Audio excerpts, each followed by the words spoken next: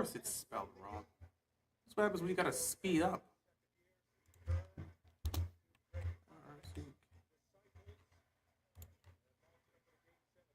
There we go.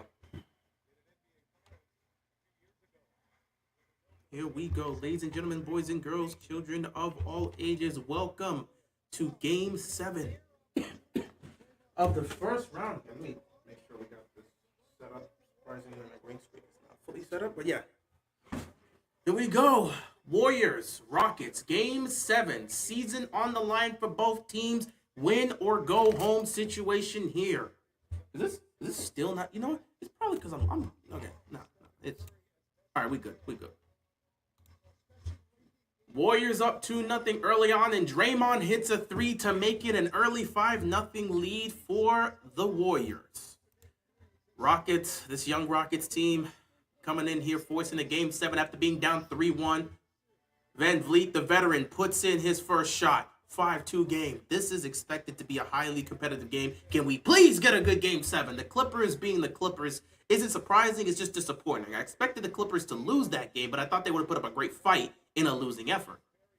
Either way, Podziemski's going to pop a 3 here. He puts it in. And right now, the Warriors look good coming out early on. 8-2 advantage for the Golden State Warriors early on here in Game 7.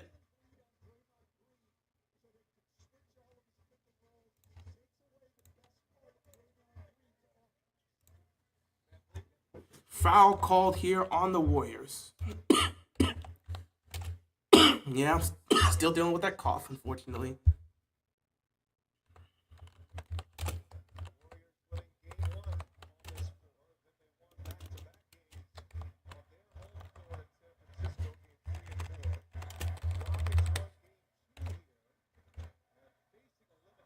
Dillon Brooks with a mid-range shot. He hits it. 8-4 game here.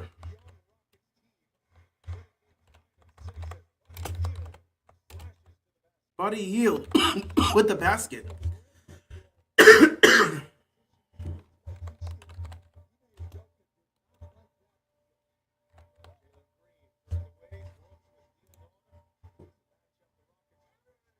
Dillon Brooks drives to the basket. No good. Rebound goes to Draymond.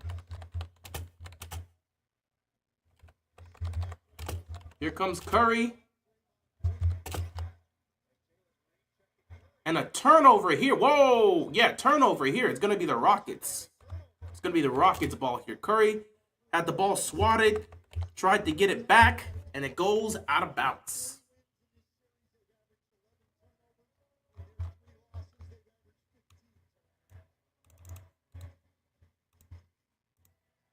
Sengun being guarded by Draymond. That has been the matchup the entire first round here. Sengun puts up a shot. No good. He gets his rebound, tips it in, and puts it back up. It is good. 10-6 game here in Game 7. Draymond with the ball. He's going to get it to Hield. Buddy Hield gets it to Curry. Curry being guarded by Van Vliet. Curry nearly gets the ball stripped. He keeps it, puts the shot up. No good. Rebound goes to Green. Jalen Green coming up the court with the ball. Being guarded by Curry. 10-6 game here. 8.5 left to go. Van Vliet gets the ball. Being guarded by Podziemski. He's going to try to get a screen here. Fights off of this. He's trapped. Gets it to Sengun. Sengun's got a mismatch here. They're going to come help. Sengun one-on-one here with Podziemski. He's going to put it up, and it's good. That's a mismatch. Sengun, every time he's matched up with someone other than Draymond, he's got to be aggressive and attack. He can still attack when it's Draymond, but Draymond's been very aggressive with him this series, and there's problems to Sengun right there every time he's trying to run something in the post. Buddy Hield with the ball gets it to Draymond. Draymond's going to pop a 3, and Draymond just hit 2 threes. Draymond Green has hit 2 early threes in this game. He's ready for Game 7. Weird enough, you look back at the past for the Warriors. In these Game 7 situations, Draymond is usually prepared to go, which is weird. Amen Thompson gets the ball and slams it. 13-12 game here. Early on in Game 7. Jimmy Butler with the ball now. Jimmy has not taken a shot yet. And there's his first shot, and it's a brick. Rebound goes to Thompson. Thompson gonna push it, but he gets fouled by Buddy Hield. Was that a clear pass foul?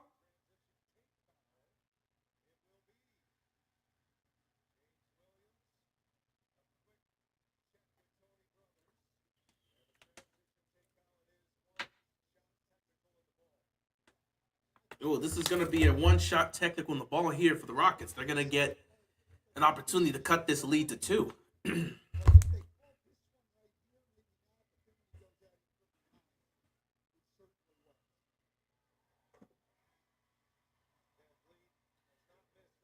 Van Vliet hits the technical shot, makes it a 2-point game.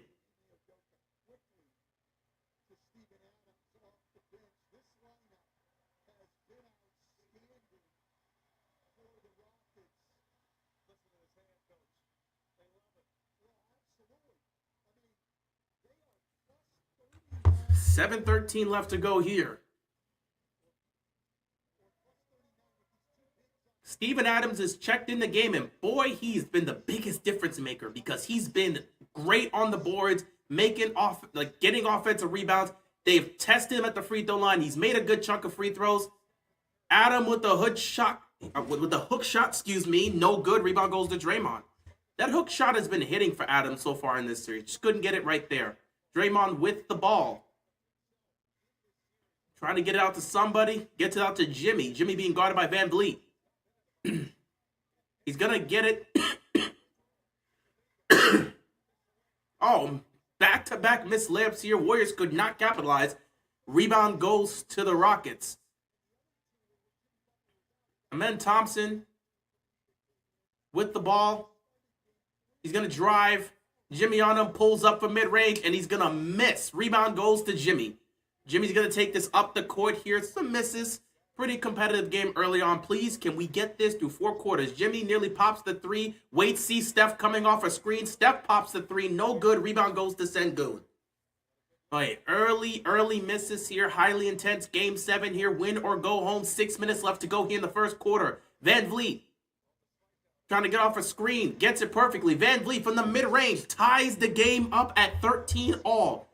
13-13 game. Jimmy coming up the court. Van Vliet with 5 early points here. 2 of 2 from the field. He's looking good for game 7 to start off early on. Draymond Green with the ball, being guarded by Adams. Trying to get it to Steph, but Steph is being guarded heavily right now. So Draymond's going to have to pop the mid-range. No good. Rebound goes to Brooks.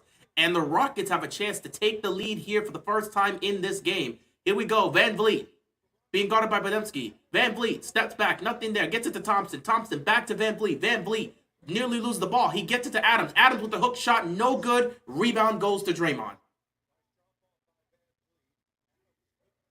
Curry coming up the court here with the ball, being guarded by Van Vliet. He's looking for a screen. They're going to double him. Gets it to Jimmy. Jimmy gets it to Podziemski. Podziemski for 3. Can't put it in. Rebound goes to Sengun. Sengun's going to push the pace. Get it up to Van Vliet. Van Vliet being guarded by Curry. Van Vliet, quick crossover. Drives. Stops. Oh, puts Curry on his feet. Puts Curry on his hands. That's what he did. And they turned the ball over.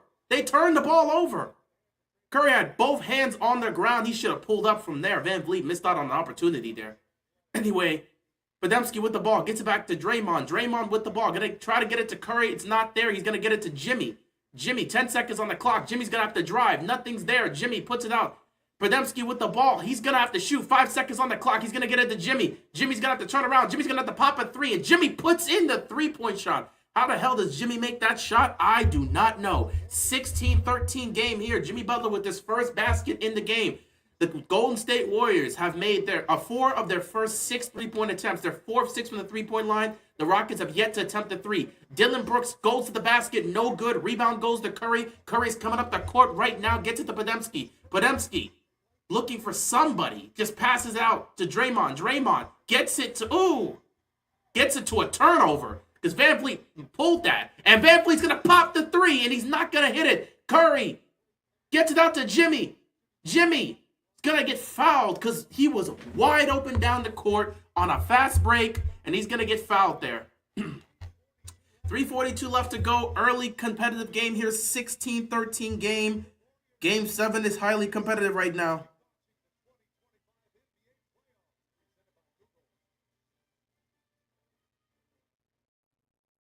Ever since I was young, my dream has been to open a chocolate shop to make unique, colorful, world-class chocolate. Countless flavors, and 5 shops later, I've got a lot on my plate. Highly competitive and contested game early on. A lot of great defense being played.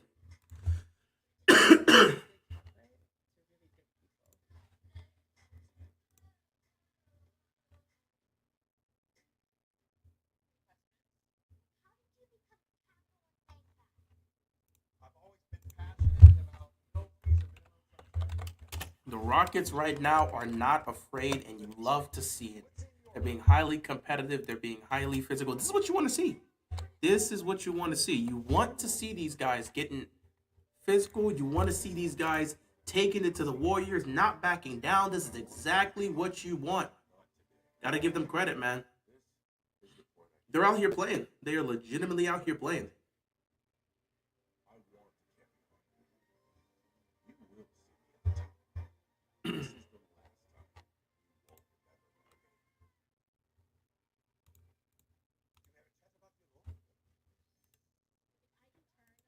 They're gonna have to keep this going though. Keeping up with the Warriors is gonna be tough to do through 60 minutes, but I like what I'm seeing from the Rockets right now.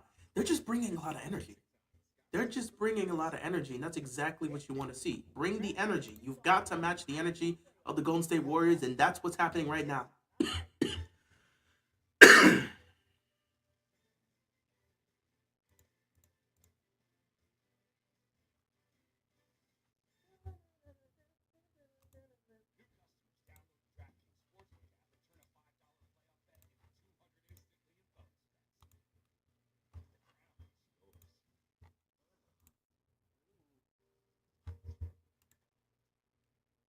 What's Kevin Hart doing? 16-13 game early on here in the first quarter. Both teams highly competitive. You love to see it.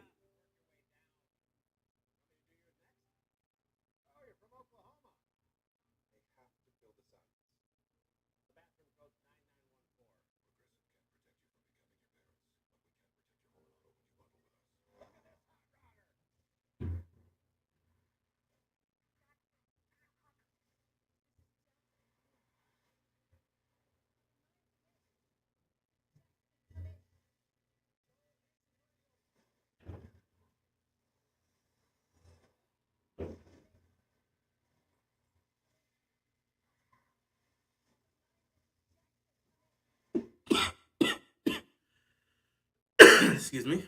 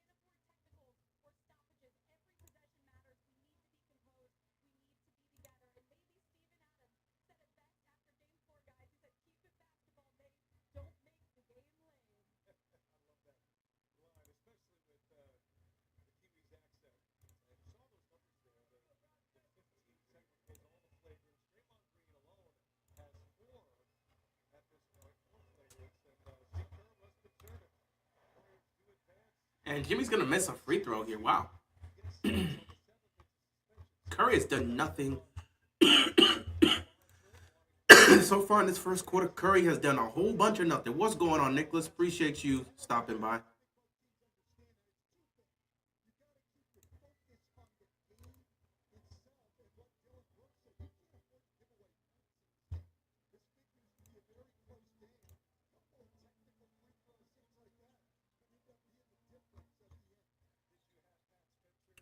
Golden State up 17-13. Jimmy did make the second free throw. Van Vliet coming off of a screen. Van Vliet pops up, and it's short. But Jalen Green. I'm sorry, Amen Thompson was able to get the rebound and put the shot back in. 17-15 game. And they're going to steal the ball here. Rockets coming up the court. Amen Thompson for another layup. It's good. It's down. So Thompson with back-to-back baskets here, giving them quality minutes right now. And Steve Kerr's going to call a timeout right off the bat. Back-to-back baskets here for Thompson. Sloppiness by the Warriors. Tie game at 17-all. Timeout, Warriors.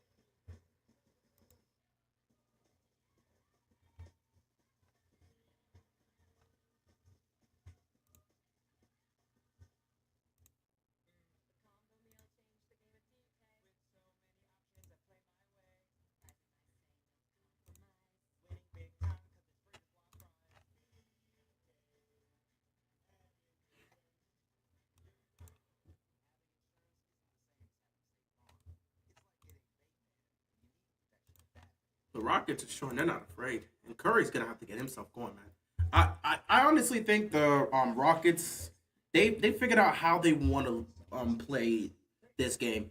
If you're watching this, their attention is primarily on Steph Curry. They're perfectly fine letting anyone else do what they got to do. They're just gonna make sure Curry doesn't beat them.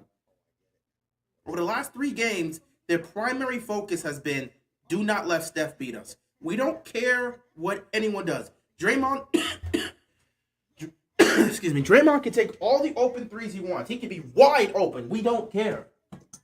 Podziemski can be wide open. We don't care. Buddy Hield can be wide open. We don't care. Jimmy Butler can be wide open. We don't care. We're not letting Curry beat us. We're not letting Curry beat us. They're pressing him. Every time Curry touches the ball, he's getting pressed. If he's at the top of the key trying to handle the ball, immediately they're double teaming him. They're trapping him, getting the ball out of his hands. He can't get anything going.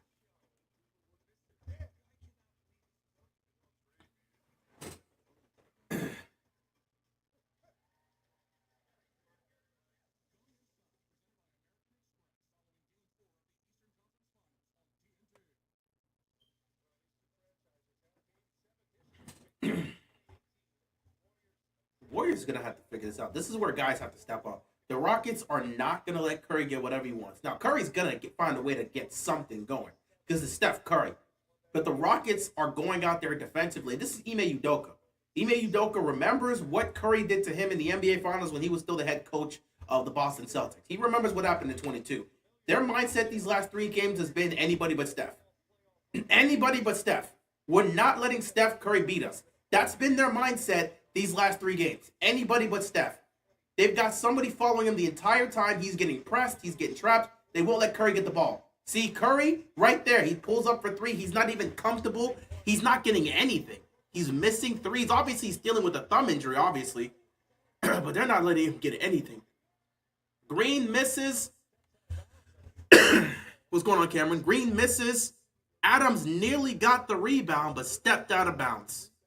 So it's going to be Warriors ball. Excuse me, it's been a long day.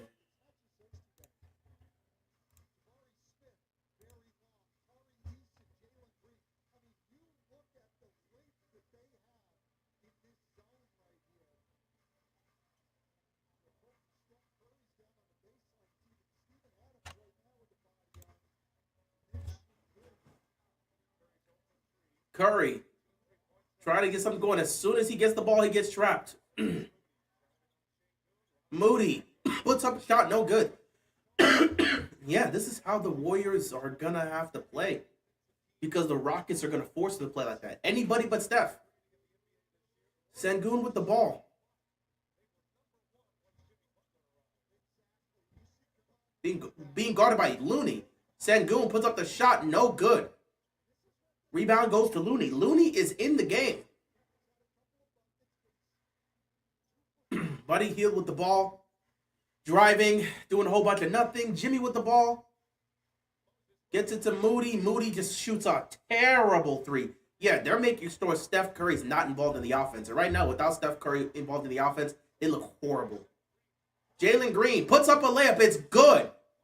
And he's fouled, so he'll go to the free throw line. 3-point play here for Green.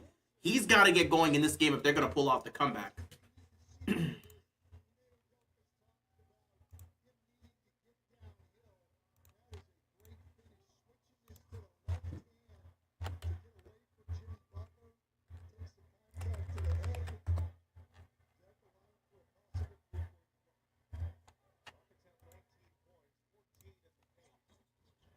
And Green misses the free throw.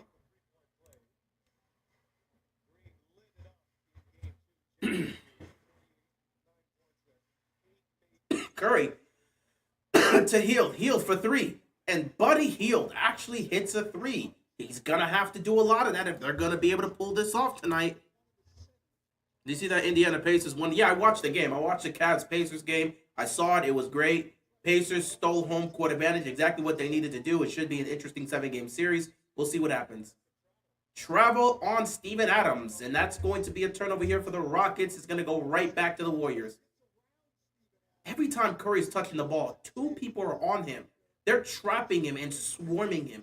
Curry can't get any clean looks, and when he does, he's not even in the rhythm, so he's kind of half and half with these shots. And you already know the man's dealing with a thumb injury.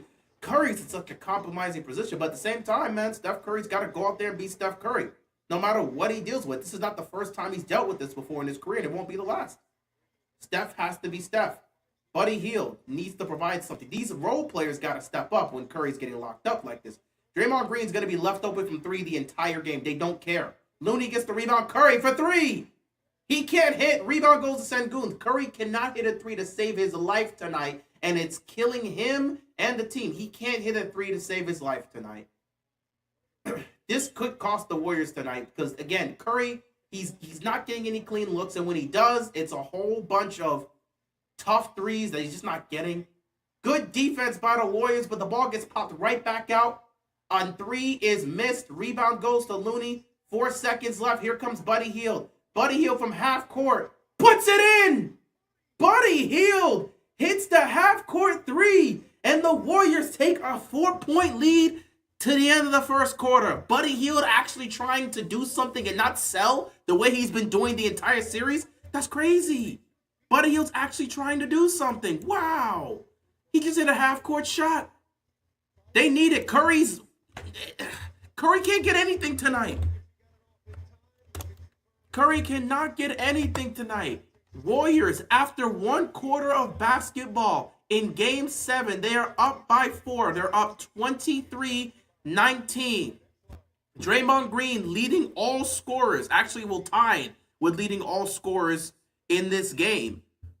Draymond Green, 8 points, 3 of 5 from the field, 2 of 3 from the three-point line. Jimmy Butler, 4 points, 1 of 1 from that three, which he made. And in fact, his only field goal. The other point is from a free throw.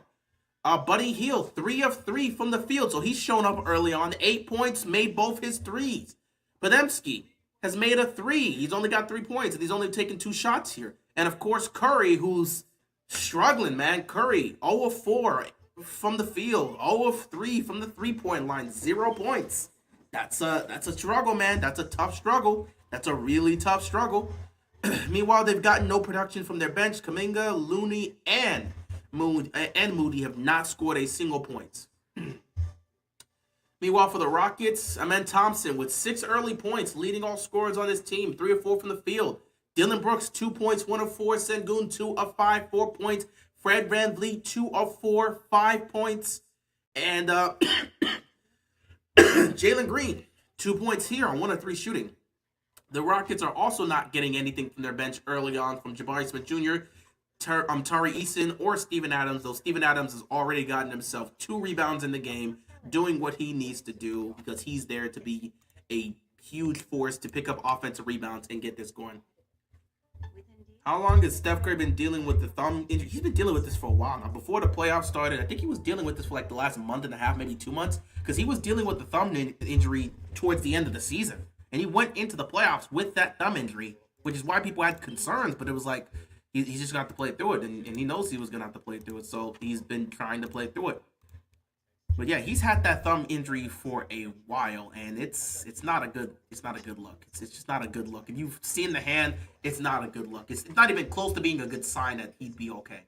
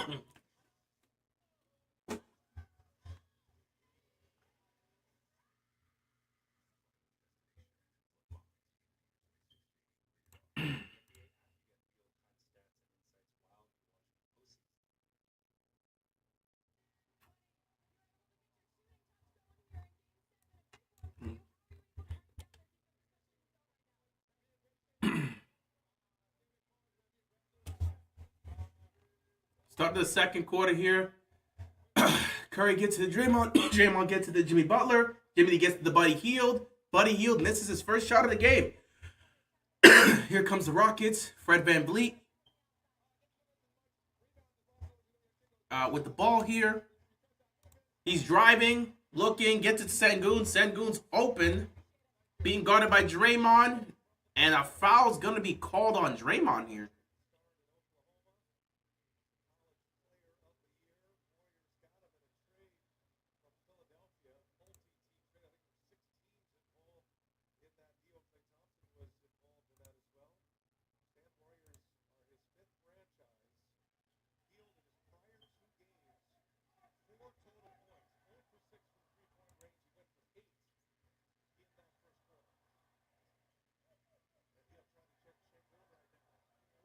Sengun spinning, puts up the shot, no good. Rebound goes to Jimmy.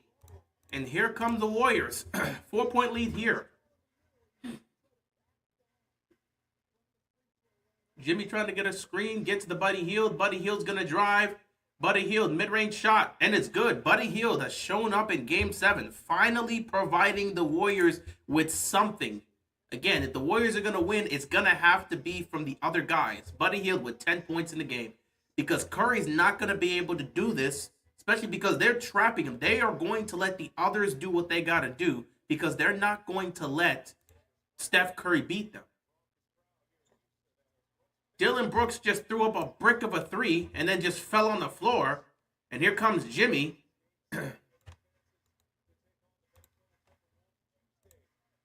Jimmy Butler drives on Steven Adams, gets it out to the corner. Not there, gets it to Buddy Hield. They nearly lose the ball. Gets to Draymond, 2 seconds. Draymond to Jimmy. Jimmy for three. In and out. Rebound goes to the Rockets.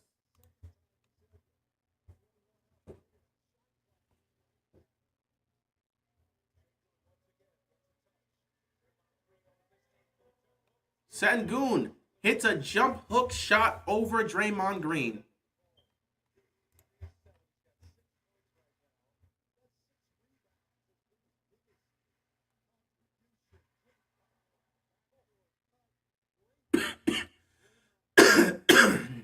Draymond Green finds Jimmy Butler on a backdoor cut, and he gets the layup. 27-21 here, 9:26 left to go in the first half. VanVleet for three. Puts it in. Nice shot. First three made up for Fred VanVleet.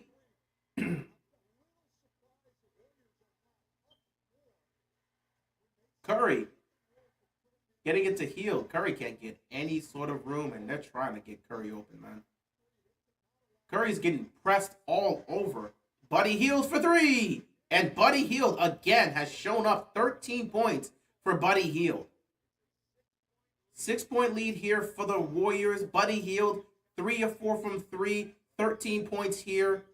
He's shown up in Game 7. The ball got swiped out of Smith's hands. He gets it back, and now it's going to be a loose ball foul on Curry.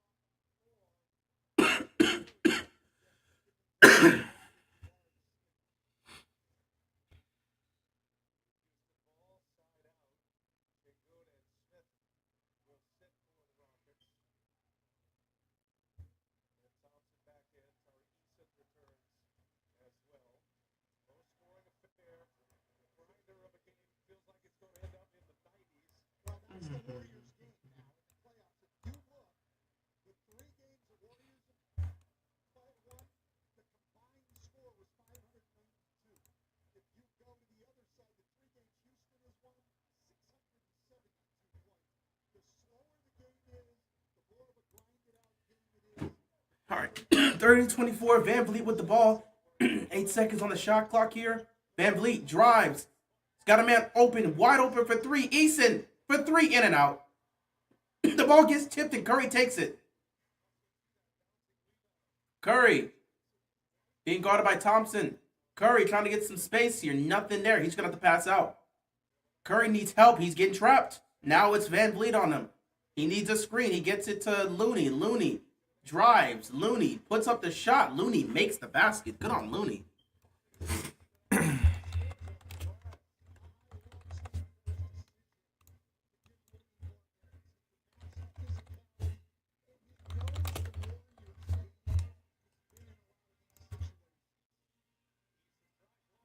Eason lost the handle. Curry steals it. Rockets turning the ball over in back-to-back possessions. Looney, once again, he's going to get fouled. And he's going to go to the free throw line.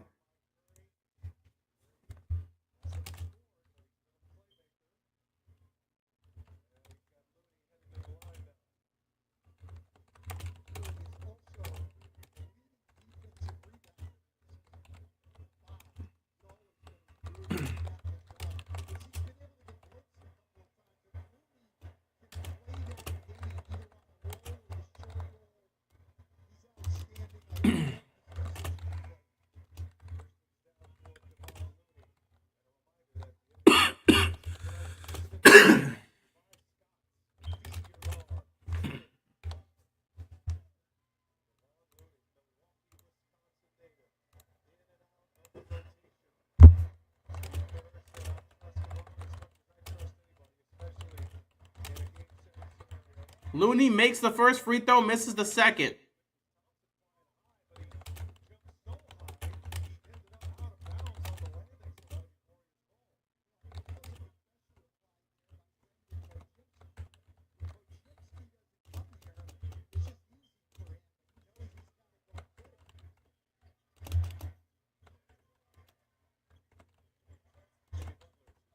Jimmy with the ball. Trapped. Got to get out to someone. 3 seconds on the shot clock. Got to put it up. Shot no good. Rebound goes to Thompson.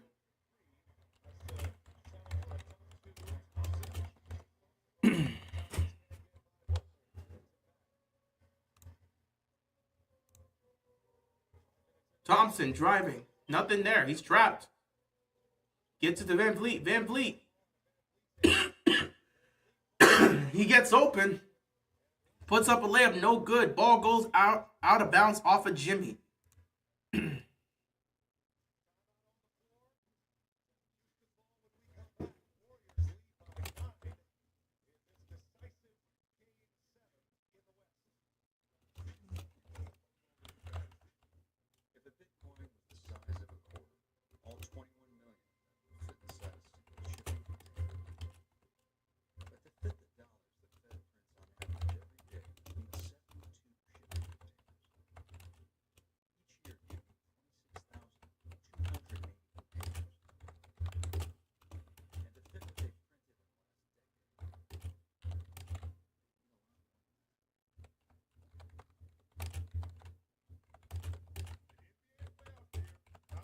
Timeout here. Yeah. Rockets are starting to turn the ball over. That's not a good thing.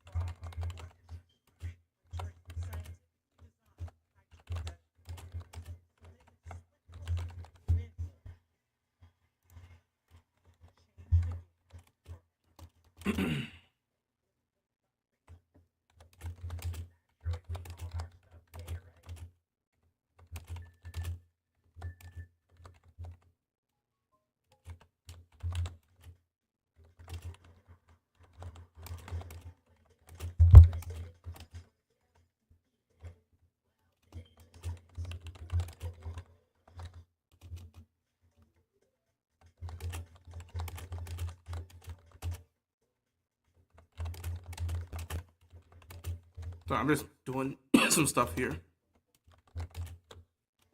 What's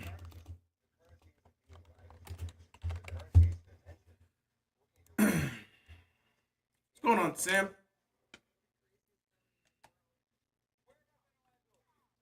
If Pacers beat Cavs in Cleveland, think they can upset in the series? They have a shot. I still have Cleveland winning this series, but they definitely have a shot to upset.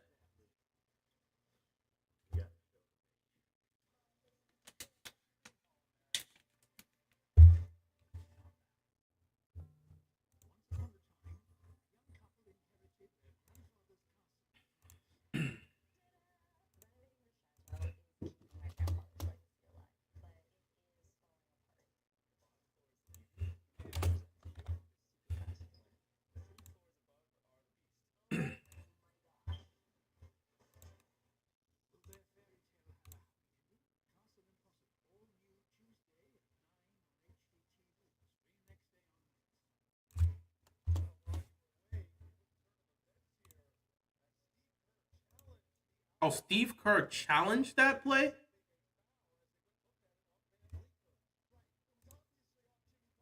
Why would he challenge that? That was such a terrible challenge.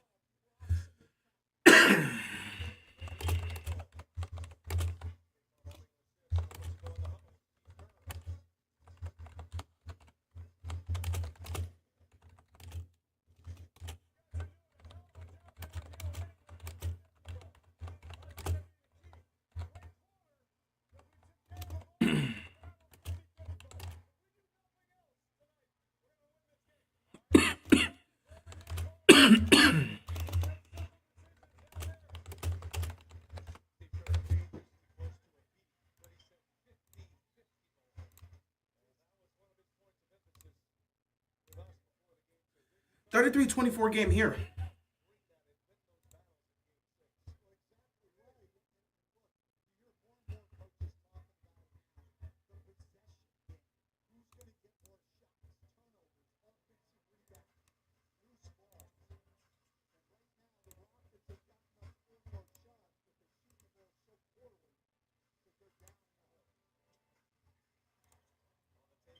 Jimmy couldn't get that shot. Sengun gets the ball.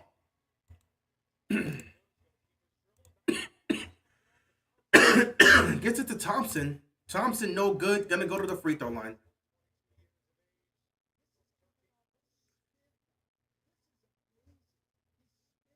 If the Pacers somehow beat the Cavs, I think they would still lose against the Celtics. But if they won a game in that series with Mathurin, this time would be progress. I mean, I'm gonna be honest. Don't matter. Cavs, Pacers, Celtics still going to the finals, in my opinion.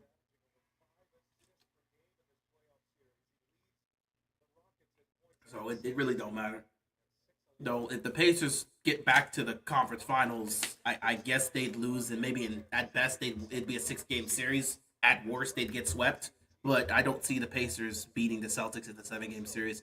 Cleveland might take that to a 6, maybe even 7 game series. But again, Boston is just they've got way too much talent. I've been saying this the entire year. They're gonna go back to the finals.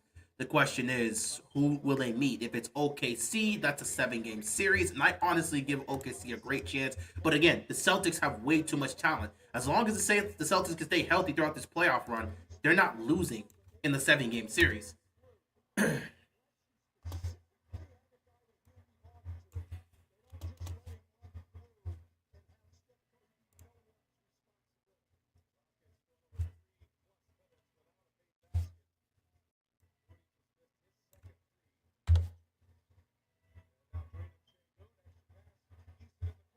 Terry Eason in the corner for 3. He hits it.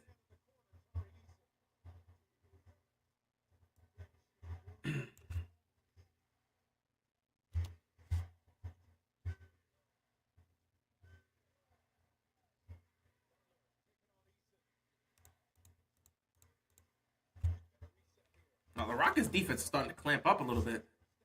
Jimmy puts up the shot. He gets it. Jimmy with a tough shot. Defense defense was all over him.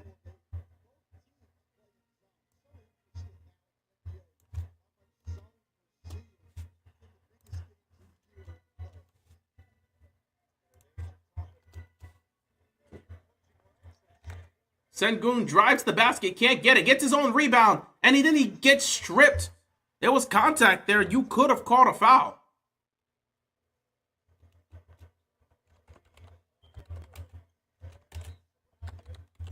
The ball goes out of bounds. It's a turnover on the Warriors. Seemed Jimmy Butler was the last person to touch that ball. It's going to be on him. Turnover here for the Warriors. Excuse me. 35-29 game here.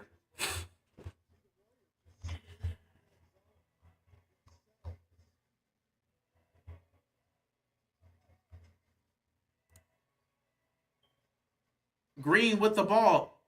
Get to the Thompson. Thompson drives. Get to the Green. Green pulls up for three. Can't hit it. Rebound goes to Draymond.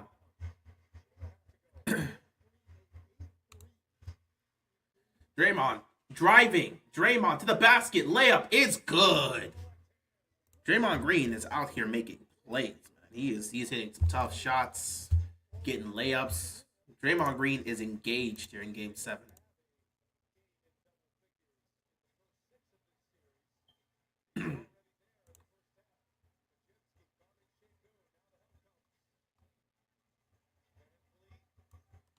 VanVleet gets stripped. Curry gets the ball.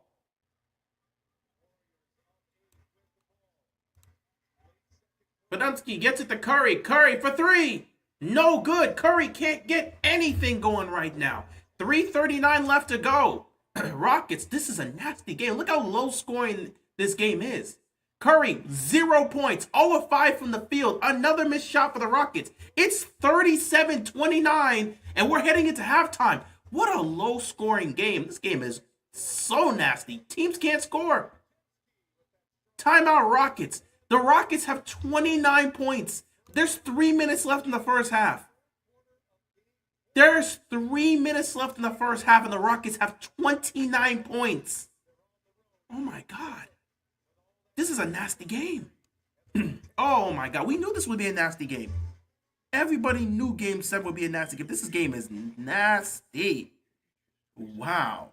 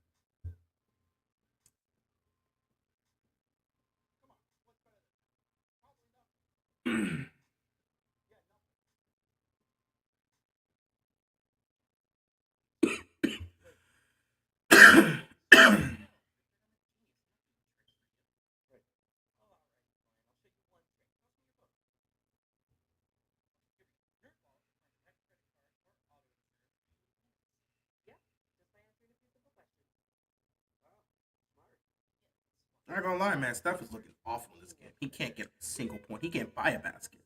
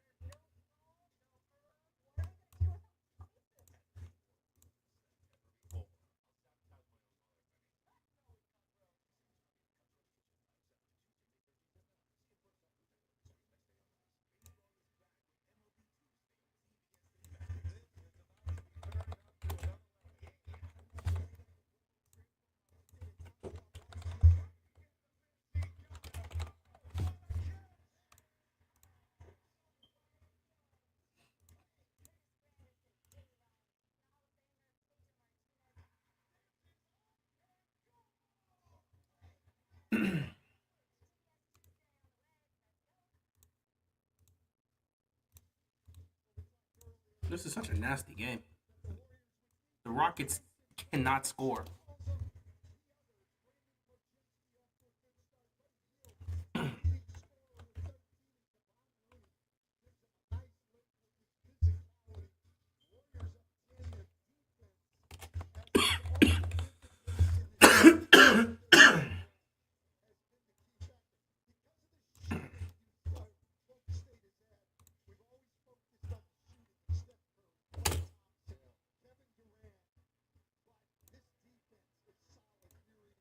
The Rockets have been doing a great job against these guys. Defensively, specifically against Curry. Their problem is they can't score.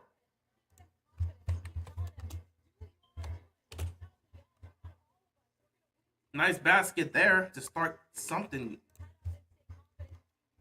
Because legitimately, they can't score right now. They absolutely cannot score. 39-31. Hield for three, puts it in. So Buddy Hield apparently just showed up and decided I'm going to be Steph Curry tonight. Because Steph Curry certainly didn't show up to play. Buddy Hield has 16 points and hit 4 threes. So Buddy Hield just decided I'm going to be Steph Curry tonight. And Steph Curry decided I'm going to be Buddy Hield. I guess they switch roles tonight.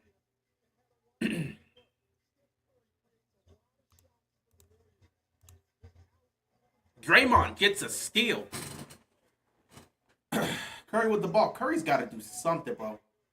Buddy Hield, another three and another. Dude, so Buddy Hield's just Steph Curry tonight.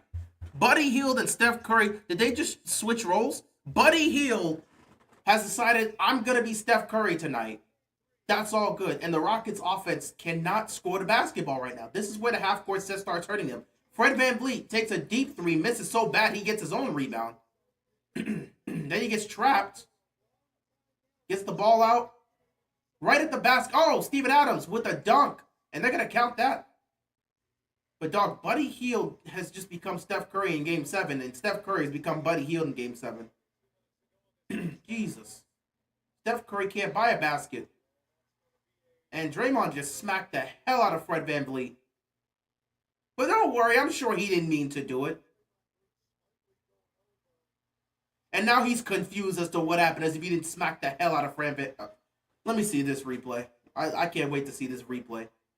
So maybe Fred's just faking it, man. He didn't get smacked by Draymond. I mean, Draymond's a nice guy. He'd never do anything like that. Oh, wow.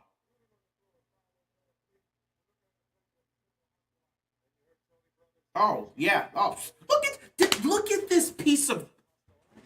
This guy is a... I'm sorry. This guy's awful. You can never convince me. That's not even a normal motion. That's not a normal motion when the ball gets stripped. He just he clamped his hand onto VanVleet's chin and just dropped him down and kicks both feet up. That's not a normal reaction. Something's wrong with this guy. And he never takes responsibility for his actions. Something's seriously wrong with this dude. That's not a normal reaction to getting stripped. You get the ball stripped out of your hands and you immediately swat down and kick both feet up? Come on. He does this. He's been doing this his entire career. He's been doing this his entire career, man. That was accidental. Should not have been a foul. What are y'all watching with Draymond? What do you mean accidental? The ball gets stripped out of his hand and he immediately moves. No. Y'all keep giving excuses for Draymond. The ball gets smacked out of his hands.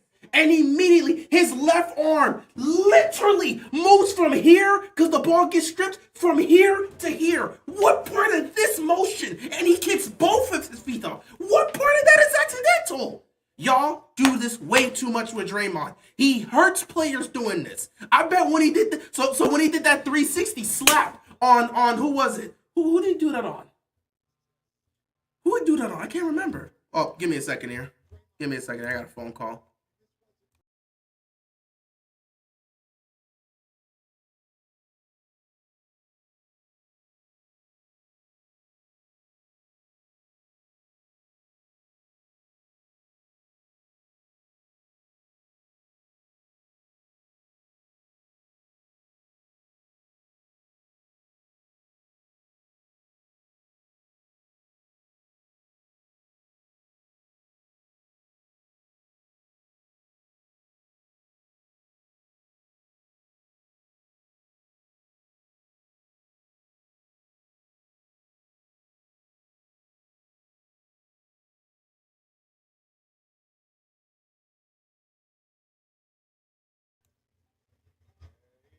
Oh, you were talking about the ref? I was about to say, because that's not a normal motion.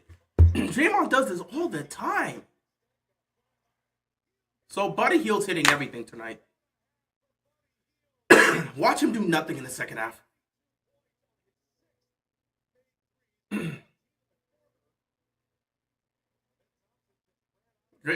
Dude, Steph Curry's going to finish his half with 0 points.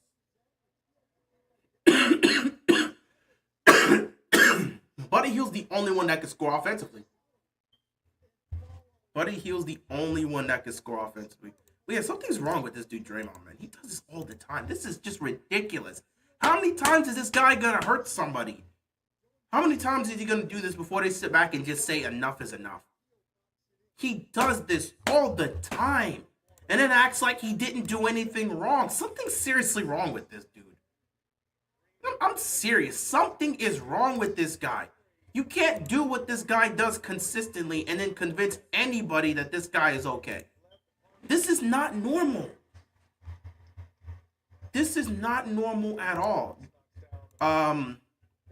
Steven Adams hits his first free throw.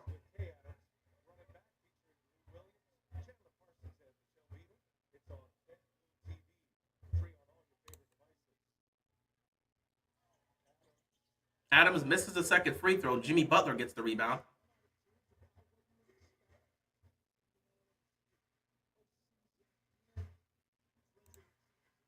Draymond misses the layup. Adams gets the rebound. Final minute here. You're down 13. The Rockets got to get something going before halftime. Thompson misses his shot, gets the rebound back, and puts up a dunk. 11-point game. Curry, again, has done nothing all half. He's been standing there, deep three by Steph Curry, and now Steph Curry hits a three. His first three of the game, his first points of the game. You need something from Steph Curry in the second half, and you get that three right there. It's beautiful. Oh, my God. Amen Thompson with a beautiful move. Got the 2-for-1 too. Oh, my God. Beautiful layup. Splits the two defenders and finishes with a little bit of... That was beautiful. That was a beautiful layup right there. Curry trying to get himself going before halftime as well. Get to the Jimmy. Jimmy gets to the Buddy Hield. Why did Buddy Hield pass? You're on fire. Draymond for three is exactly what they want. Need air balls. Okay, here we go. 5 seconds left. This is what the Rockets need. Get something. Oh, my God. Fred VanVleet tried to rush that. Got blocked immediately. And that's going to be halftime. Golden State up 51-39 here at halftime. We'll see you guys. We'll see. I'm sorry. We'll see. Jeez. We'll see what happens in... I hate this. We'll see what happens in the second half here. Warriors up by 12. Sorry, excuse me, 11. Game 7. Win or go home. We'll see if the Rockets can put something together offensively. Because they need to get something going. Can't believe that Draymond Green hit a player. What's wrong with this person? Should be suspended for the rest of the game. He does this all the time, and there's no repercussions. He's not going to learn his lesson. He's not going to change. It's just Draymond Green. Anyway, guys, I'll see you guys in the second half. We'll see if the Rockets can put something together to keep their season alive and try to make this competitive in a do-or-die Game 7. Buddy Hield's carrying the team right now. Buddy Hield of all people. Good Lord.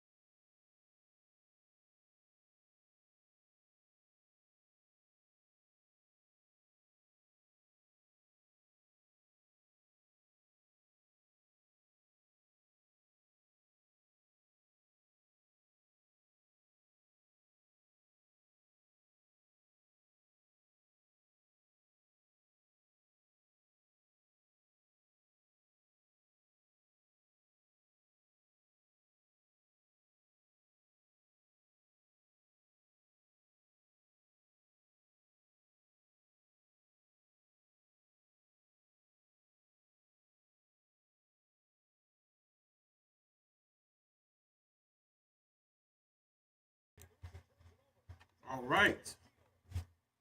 I come back to the Rockets showing some life and fighting. That's good. That's good. Rockets only down by 9. That's good. Gotta come on, Brooks, dude. What are you doing?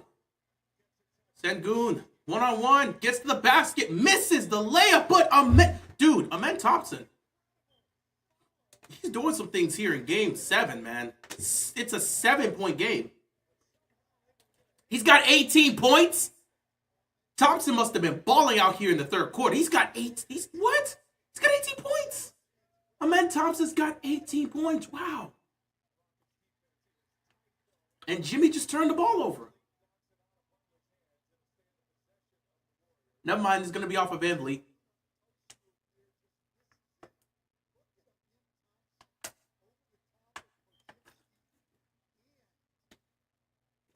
Amen Thompson has 18 points here in game 7. Wow. This guy showed up to play for this Rockets team. The Rockets are going to challenge. The call was that it went off of VanVleet. They're challenging and say no, Jimmy Butler went off of him. So we'll see what happens here with the challenge. But wow, Amen Thompson has what?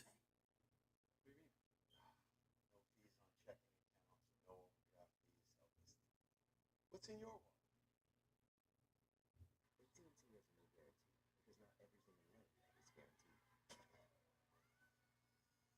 What's going on, John? Appreciate you stopping by. All I can say is, wow, Amen Thompson is balling out here in game 7. Not what I expected, but you know, that's what we're getting.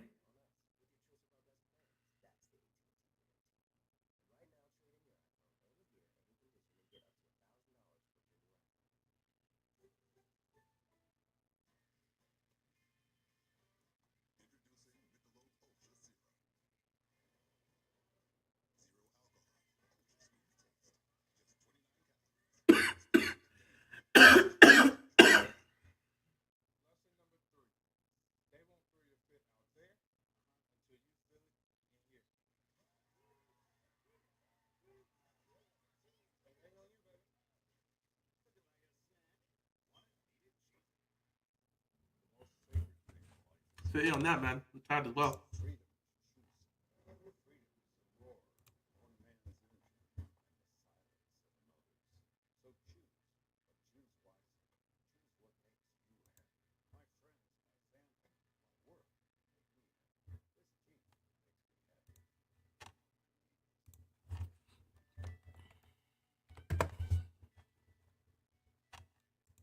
And Thompson's really balling out right now.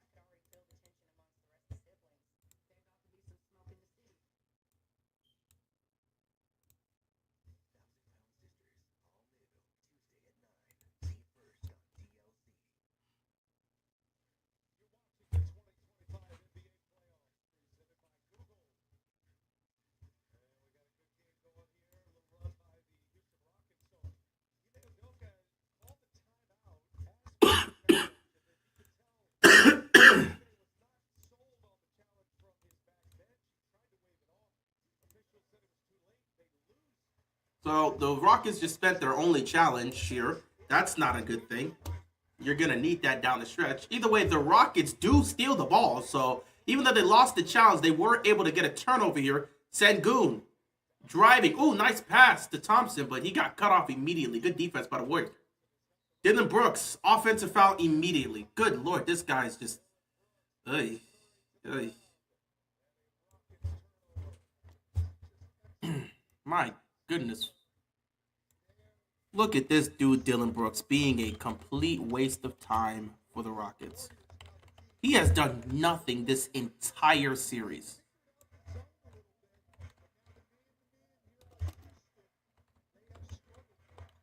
Curry to Jimmy, Jimmy to Draymond. Draymond gets that knocked out of his hands. He's going to stay with the Warriors.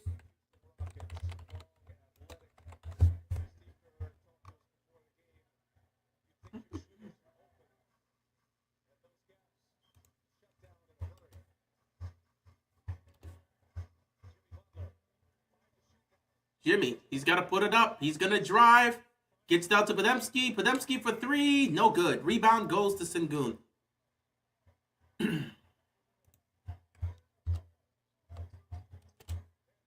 Sengun to the basket. They're going to call an offensive foul.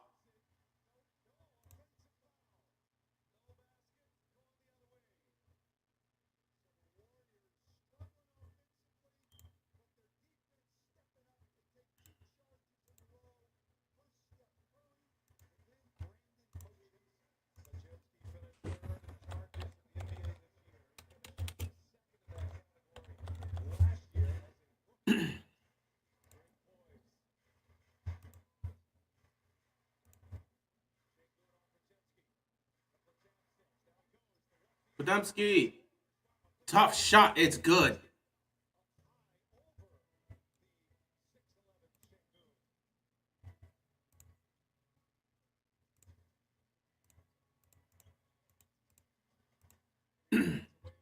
VanVleet with the ball.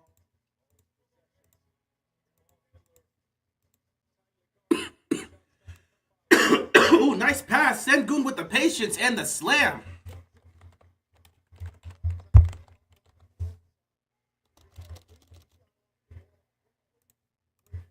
$58-51. We've got a game here, ladies and gentlemen.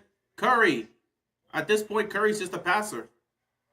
But again, they need some sort of offensive output from Curry. Jalen Green layup is good. Steve Kerr's got the call timeout. 5-point game. 14-4 run, timeout Warriors. They have to get something from Curry. Curry's been completely taken out of the game. If they don't get something from Curry, they're cooked.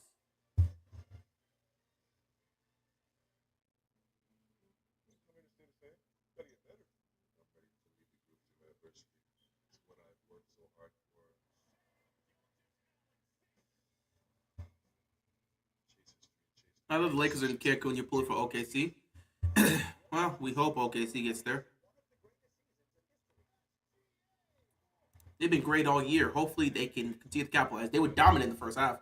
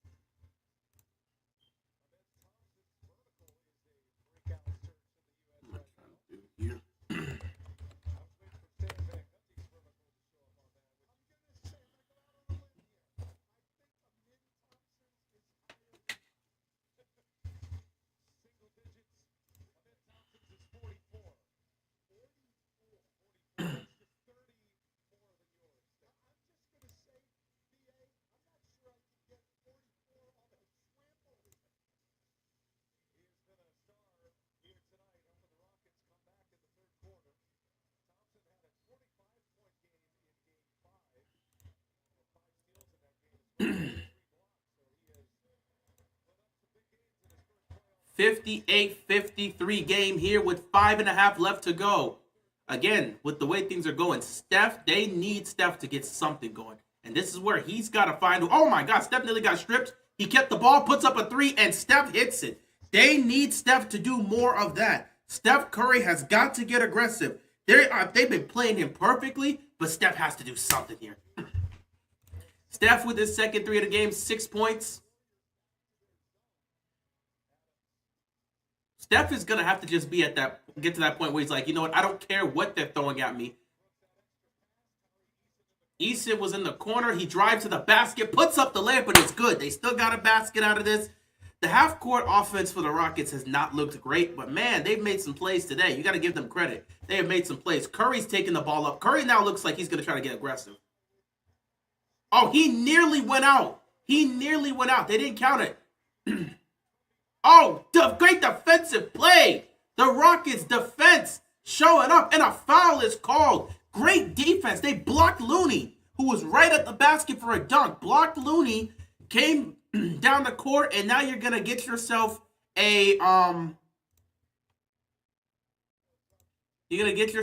some free throws here to try to cut this down.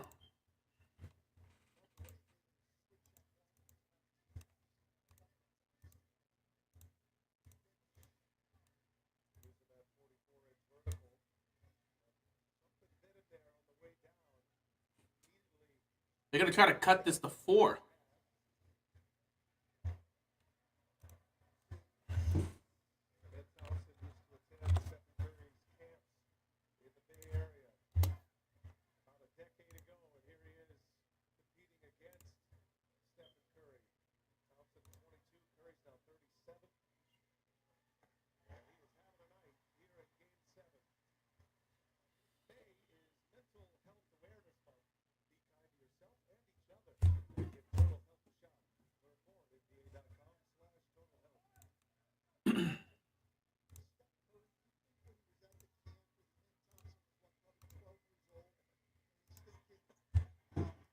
And they get the free throws. They make this a 4-point game.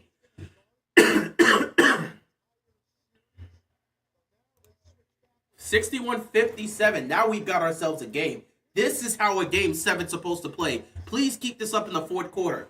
Do not just give up like the worthless Clippers did last night and ruining a game for us. Curry, reverse layup. It's good. Steph Curry being aggressive. They're all over him and Curry. 5 points here in the third quarter. He's got 8 in the game. He's trying to be aggressive and look for his shots. Dylan Brooks for a corner 3. He misses, but VanVleet gets the rebound. Gets it back. He gets it back to, was it Tari Eason? And Eason's going to go to the line. He gets fouled. So he's going to have a chance to cut this right back to 4. Also, another thing for the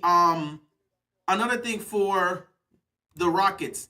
They've got to make their free throws. They are 9 for 11. They are 9 for 11 today on their free throw shooting. The free throws have been a problem for them throughout the series. Tonight, they're hitting their free throws. They need to continue to hit their free throws if they want to get this done.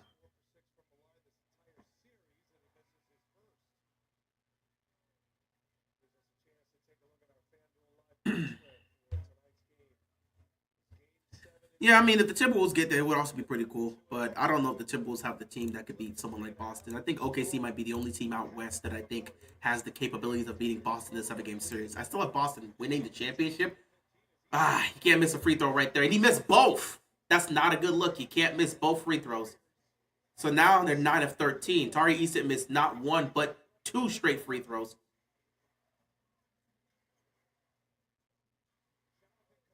Kuminga for 3, no good. I don't expect Kuminga to do anything. It's his first time on the court this series.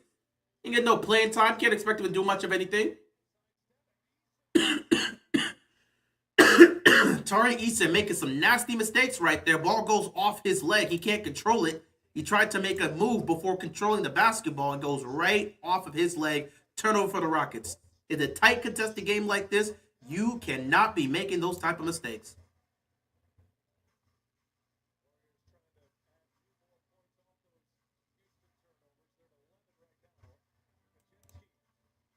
Podziemski. 3 seconds on the shot clock here.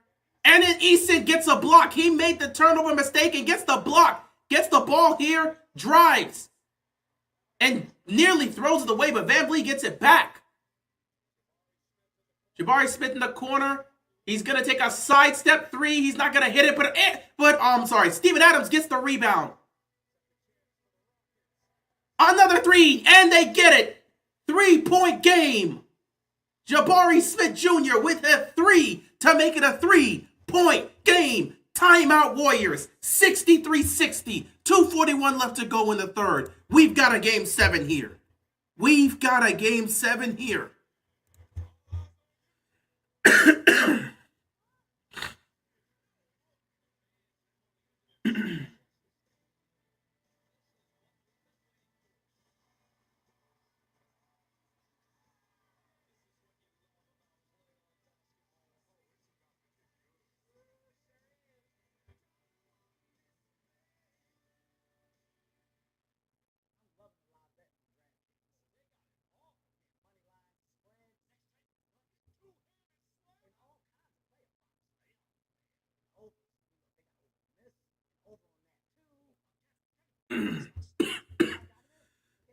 Hey, real on the couch frauds. They just lost the Pacers home. It's game 1, dude.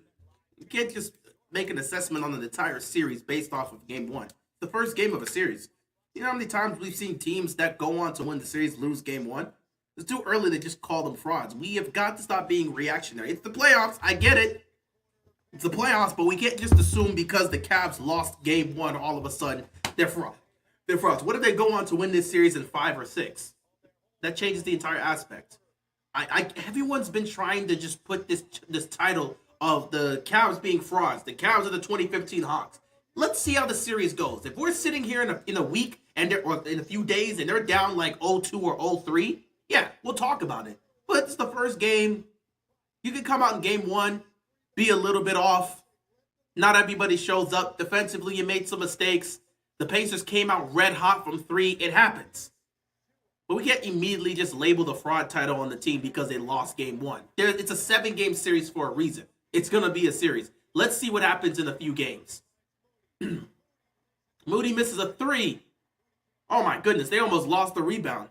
But the Rockets get it back. I never trust them all season long. That's on you, buddy. No matter what the Cavs did, you were not going to trust them. It didn't matter if they could have won 70 games. You weren't going to trust them. So it seems like you were waiting for this moment for them to perform bad. Just for this. If my Miami Heat would have got 1 game off of them, you might have had a different situation. That game 2, where it was close, if Miami would have won game 2, you would have said something about it. It's whenever you say something like that, it just means you're actively hoping, low-key hoping, or actively just ready to see them fail. Curry trying to get some space, gets nothing there. Draymond gets to the Buddy Hield. Buddy Hield's done nothing in the third quarter. Jimmy Butler for 3, and Jimmy hits the 3. Like, it's a 7-game series for a reason. Just because you don't trust them all season long does not mean they are all of a sudden frauds and they're just going to lose this series. People have been putting this title on the Cavs all year, despite the fact that they've been great all season long. The only team that's been better in the regular season, the only team that was better than the Cavs in the regular season was the OKC Thunder. Those are the 2 best teams this season. They went on multiple 10-plus win runs. Give the Cavs some credit. Yes, the first loss to the playoffs for them. It happens. The Pacers are a good team. But it's a 7-game series for a reason. I ain't never going to forget. The Orlando Magic, Draymond for the layup. The Orlando Magic beat the Toronto Raptors in the first round. In game 1, they beat the same Toronto Raptors team that went on to win the championship. They beat that Raptors team in game 1, and people already say all kinds of things about the Raptors. Ain't nothing changed. You had Kawhi, and it's still the same team. They're still going to come up short, yada, yada, yada. It's a 7-game series for a reason. I would love to make the assessment that, oh, man, this series is over based off of game 1, but that's not how that works.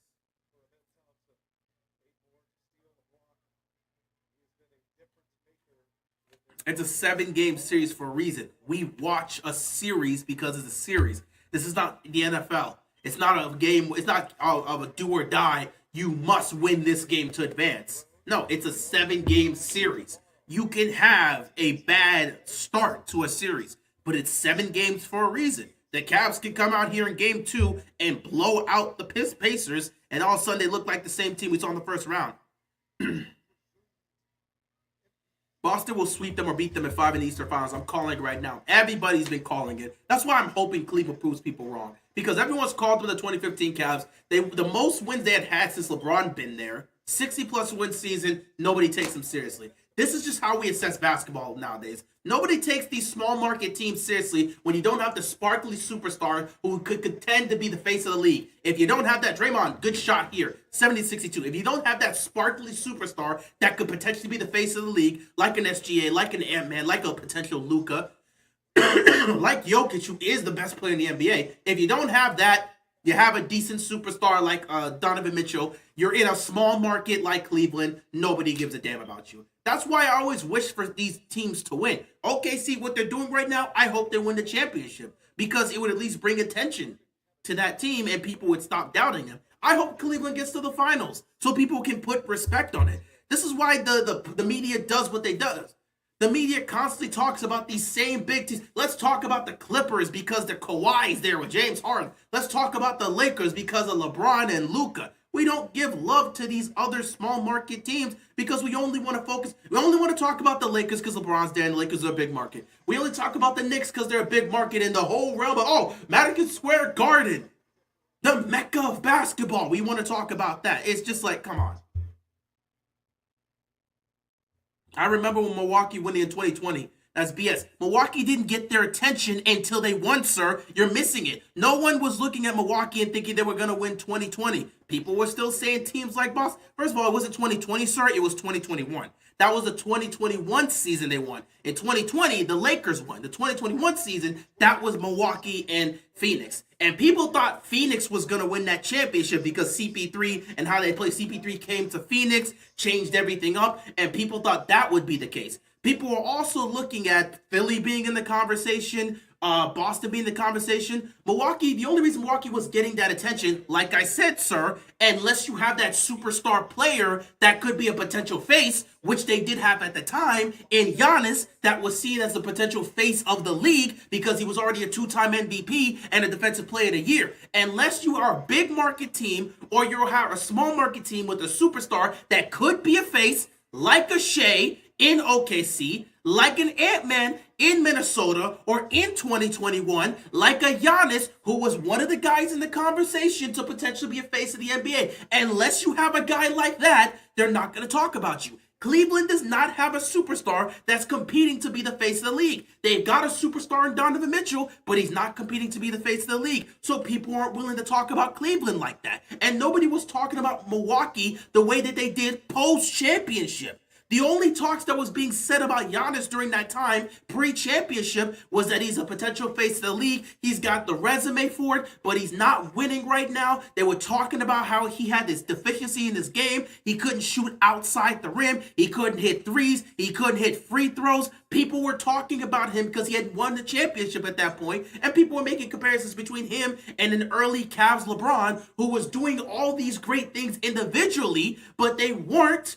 They were doing all these great things individually, but nothing was coming of it because they weren't winning a championship.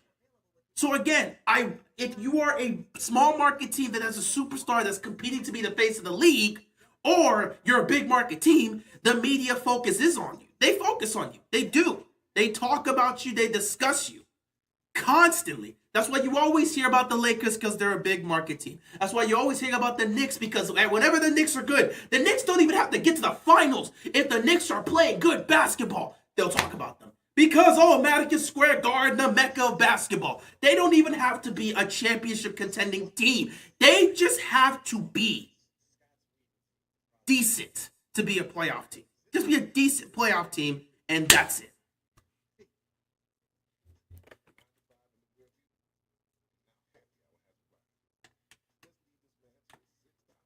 So when you hear something like this with Cleveland, who was the best team, who played the best basketball coming out of the East,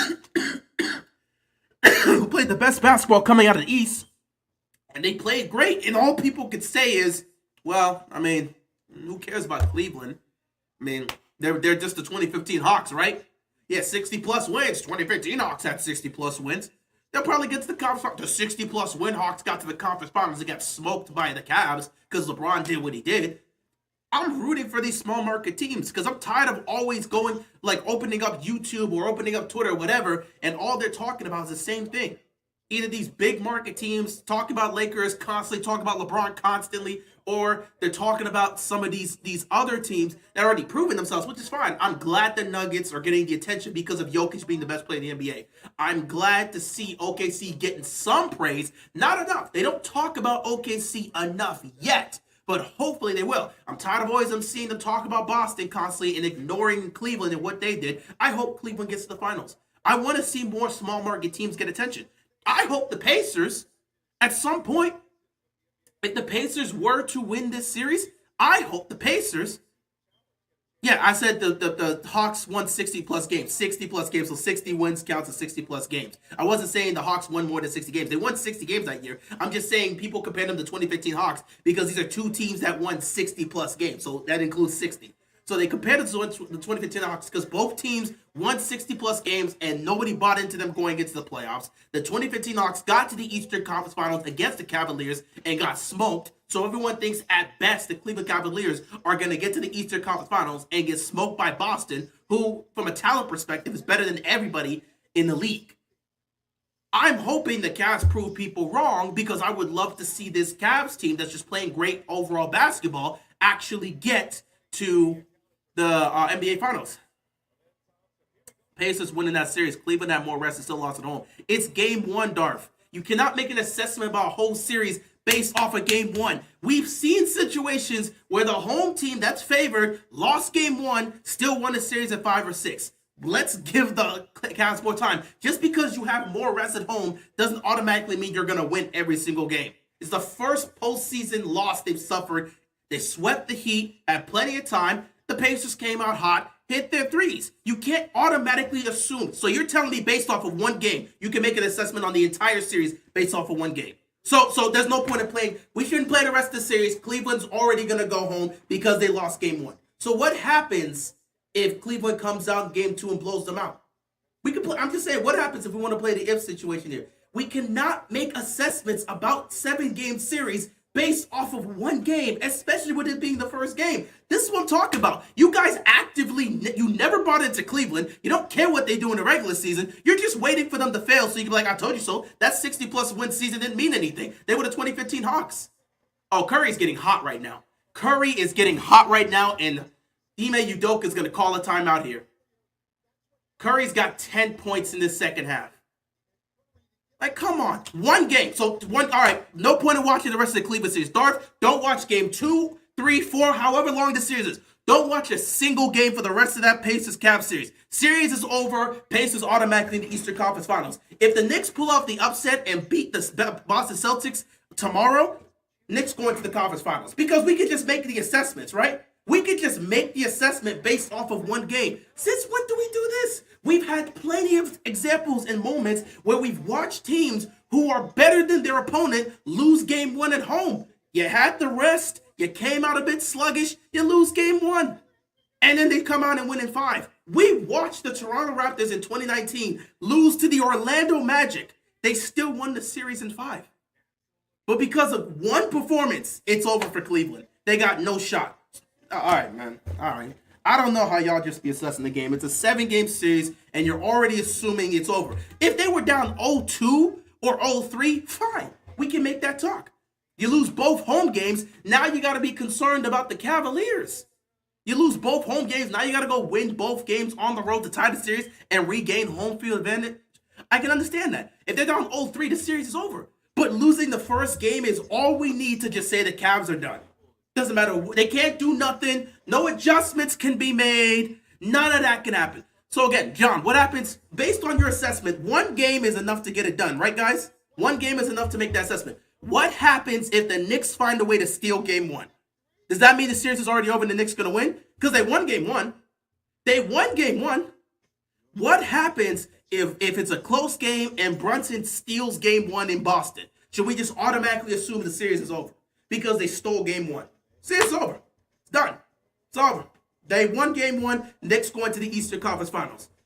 Why is it that you can make that assessment that the Cavaliers series is over because they won game one, but if the Knicks beat Boston, oh, Boston's still going to win. They're going to beat the Knicks. What happens if we're sitting here tomorrow and the Knicks pull off the upset? Should I just automatically assume the Knicks are going to win that series because they won game one? They stole home court advantage. They're going to beat the Boston Celtics. They took game one after all.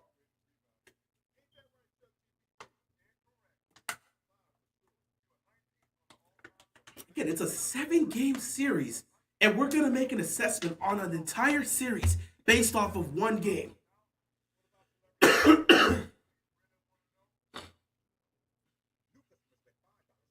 I don't get it.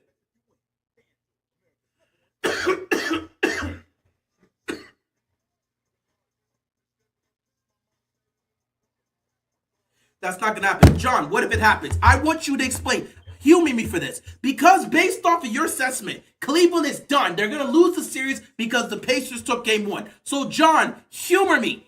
If the Knicks win game one, should I assume that they're going to beat the Celtics? If the Knicks steal game one, don't give me that. Let's play the if game. Based off of your assessment, the team that takes game one is automatically going to take the series. If you're the away team and you beat the home team in game one, automatically you're going to win the series because you're doing that with the Pacers and the Cavs. So based off of that assessment, if the Knicks take game one in Boston, should I automatically assume the Knicks are going to win the series? Should I automatically assume that? Because that's the assessment you're using. I think the Knicks can win at least one. I would really love it if they won at 7. The Knicks have the talent, but the Knicks have the talent to compete with the Celtics, but their collection of talent does not work together. It's weird because you have Brunson, you have Brunson, you have Cat, you have Bridges, you have OG. They have plenty of talent, but that talent is just crazy. So why is it that you can make the assessment that the Cavs are going to lose the series based off of them stealing? No, sorry, yeah. Why are you gonna? I'm sorry, Jalen Green. I think he's fine.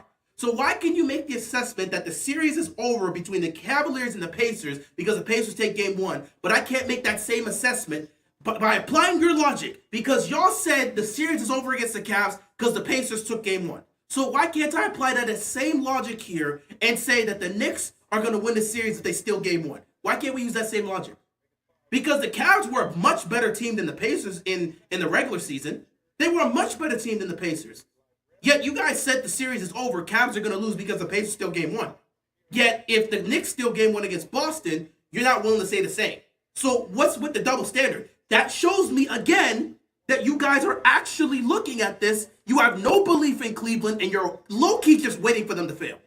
Nothing they did in the regular season, despite the fact they won 60-plus games, had multiple 10-plus win runs, beat some of the best teams in the league, and looked great all year, you don't care about that. None of that mattered to you. They lost to the Pacers in game one, so that means they're going to lose the series. Yet, if the Knicks beat the Celtics in game one, you're not going to hold that same standard. How does that work? How does that work? How do you make that assessment based off of one game, but you're not willing to apply that same logic to another series where that could happen? I don't get how you guys work. That's why I say, man, as fans, we have our biases. When we don't believe in a team, we won't believe in the team no matter what they do. We don't believe in them. It don't matter what they show us. It don't matter how good they play. When we don't believe in a team, we will come up with whatever biases we need to. We will come up with whatever bias. 65 wins, don't matter. Don't buy into the team. Don't believe in them. So if they lose a game in the playoffs, declare the series over. This is what we do as fans. And this is what the media takes and applies to their shows. We don't want to care about Cleveland. Why should they? If one loss is enough for you to assess that Cleveland's going to lose the series, why bother talking about them? Let's move on to focus on the Knicks and the Celtics and see what happened there. Better yet, let's ignore everything that's happening in the East. Nothing's going to change. Let's talk about the Nuggets and the Thunder. This is the mindset fans have, and then you have a bunch of fans that complain about the media that only talks about 3-4 teams. Well, because when they talk about the other teams, nobody watches. And when they talk about the other team's championship, chances to win the championship, y'all sit back and say, we don't believe in them. It don't matter. Who do they have on their team? They only got one superstar. You got a bunch of role players. They can't win like that. So we use this same logic and then get mad at the media when they take the logic we give them and apply it. It's not every fan, but it's enough fans that watch their show that allow them to make these assessments. If we're already ruling out Cleveland because they lost game one, what's the point of talking about them? They see fans act like that and say, you know what? We don't need to talk about the Pacers and the Cavs series. Fans don't care. They think the Cavs are going to lose. Let's focus on OKC and let's focus on OKC and Denver. People care about that series. I just don't understand. It's a 7-game series. We understand it's a 7-game series. Anything can happen. And we're just going to make the assessment that the team that's been the number 1 seed, that's also favored in the series, is automatically going to lose that series because they lost in game 1. Yet if we apply that same logic to the other series, we're going to sit back and say no. The Pacers look like a better team in the playoffs. The Pacers are playing the same basketball they've been playing all year. They're the same team they were last year, except they're a better defensive team than they were last year. They're playing the same great basketball they played. They still run that fast tempo offense. They're just a better defensive team than they were last year. So they're not looking like a better team. This is the same team we saw last year, just a better defensive team. And saying the Pacers look better, are you saying the Pacers look better than the Cavs, or they just look like a better team compared to last year? Because again, the Cavs destroyed the Heat. And you can sit back and say whatever you want about the Heat. The Cavs destroyed the Heat and looked like a much superior team by East. The Cavs, out of all the teams in the East, the Cavs looked like the second best. Boston looked like the best. Boston just looked far superior because they were going up against a Magic team that was great defensively. And they beat those guys in 4. They swept them. So Boston has looked the very best out of all the Eastern teams. Next would be the Cavs, then the Pacers, then the Knicks.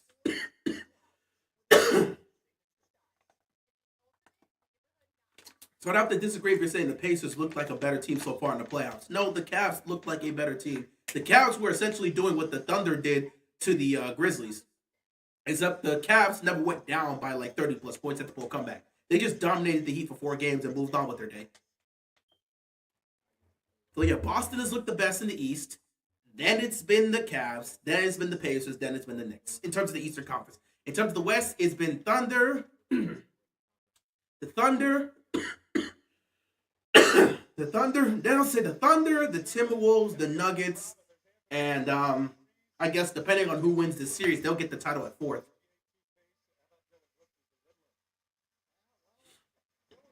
Last year, Mathurin was injured and Boston swept them. Hopefully, they can make progress and win a game if they beat Cleveland. We'll have to see. It don't matter. It don't matter. Mathurin, no Mathurin. The Celtics are still going to go to the finals. Again, the talent that they have is so disgusting. It pisses me off.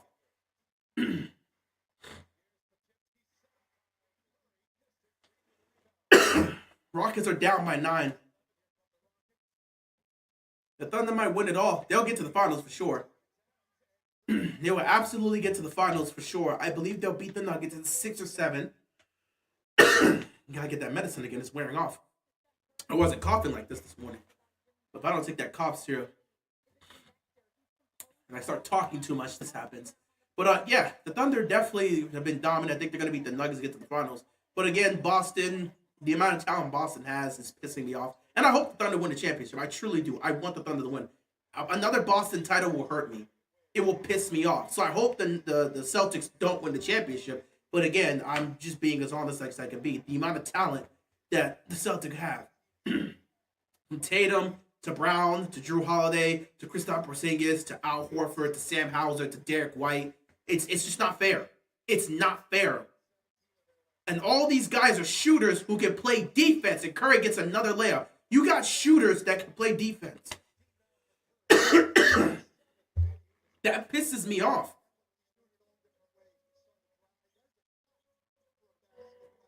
Fred VanVleet with a tough basket. Everyone's rooting for the Warriors. Not Warriors. Everyone's rooting for the Rockets to beat the Warriors. But I don't know, man. I picked the Warriors in 7. Every pick that I had in the first round's working. I said except the Lakers because obviously that was a reach for the sake of LeBron. Oh, look at Buddy Hield. That was a reach for the sake of LeBron and Luka, specifically LeBron, because I think that's his last chance to win a championship. I'm going to be honest.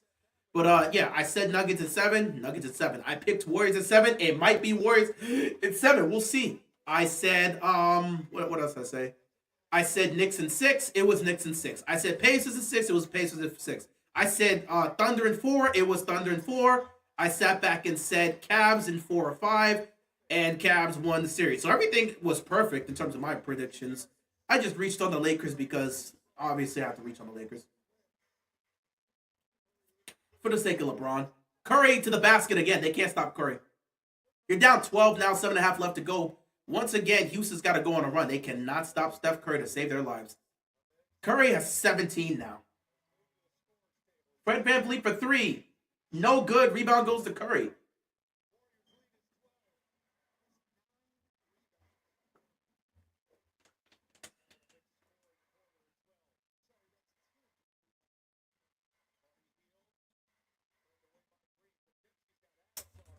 Boston is stacked, but I'm rooting against them because they've already won a lot. Plus, I'm not a fan of Jaylen Brown. But again, like you said, it doesn't necessarily work that way. Of course, it never works that way. They're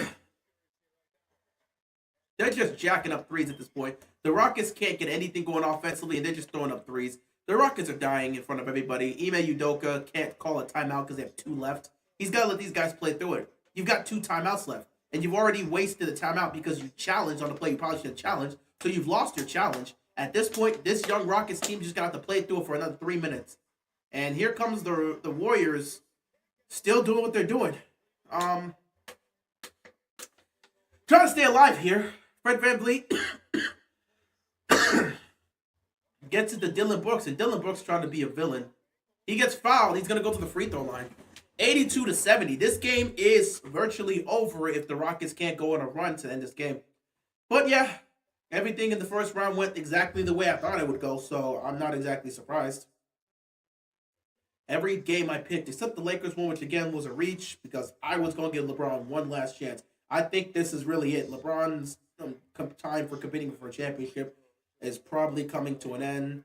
At least that's how I view it. I don't, even if they retool the team, I just don't think, with the way the West is progressing, I feel like you've gotten to that point where it's like the older guys, their time is up. These new and younger guys, their era is now, and they're here.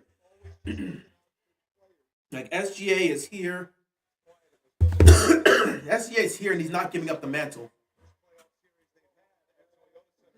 Anthony Edwards is on the scene. He's not looking to give up the mantle. It just feels like is the era of some of these younger guys. We've officially, the torch has been passed, and this next generation is up.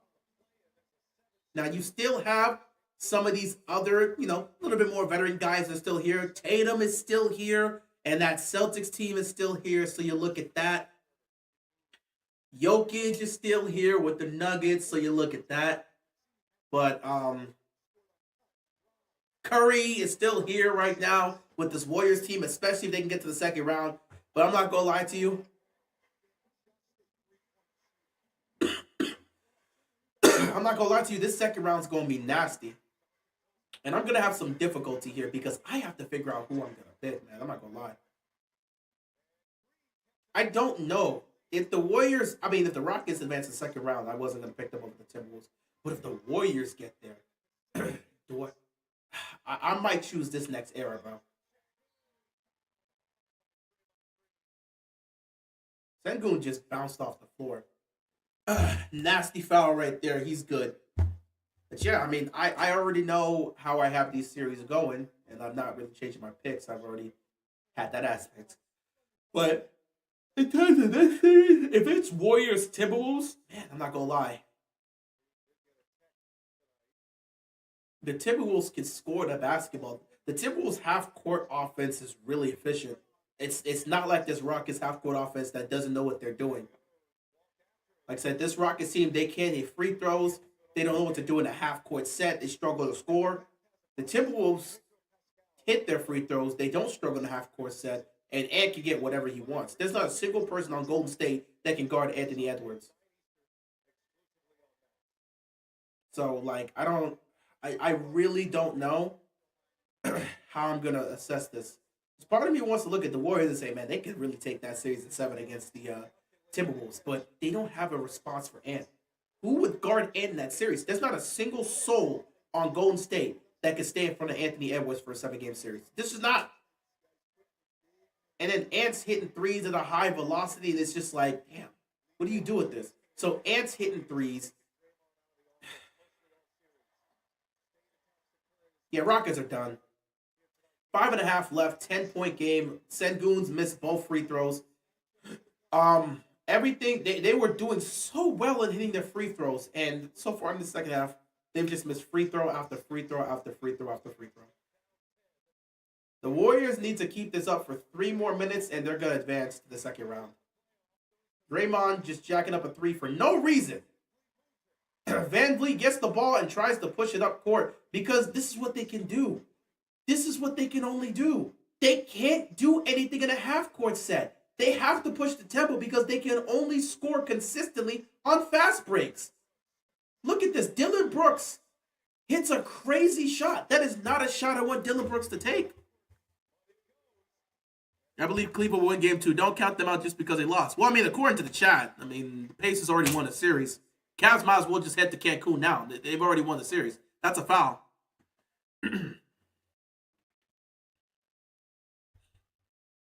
LeBron should retire and let Bronny continue his legacy. LeBron's not retiring without a farewell tour. Okay? The NBA is not letting him retire without a farewell tour. LeBron himself would not want to retire without a farewell tour. Kobe got his farewell tour. He's got his farewell tour. LeBron's gonna get a farewell tour. He's not retiring without that. We know that for a fact. He's not retiring without that farewell tour. Yeah, I heard Popovich stepped down. One of, if not the greatest coaches of all time. Draymond's just jacking up 3s at this point. The Rockets have a chance. It's an 8-point game. There's 4 minutes left. You don't have to quit. Fight! Fight! Win or go home. This is where the young players have to show some heart. Sengun, this young man has got to get in the lab this offseason. Oh my God, how many missed layups has he had? He's young, he'll improve. But my God, Sengun, get in the lab. You have got to get in the lab, young man. Oh my God. The amount of, look at this. Oh, okay, this is game. This is game. This is game.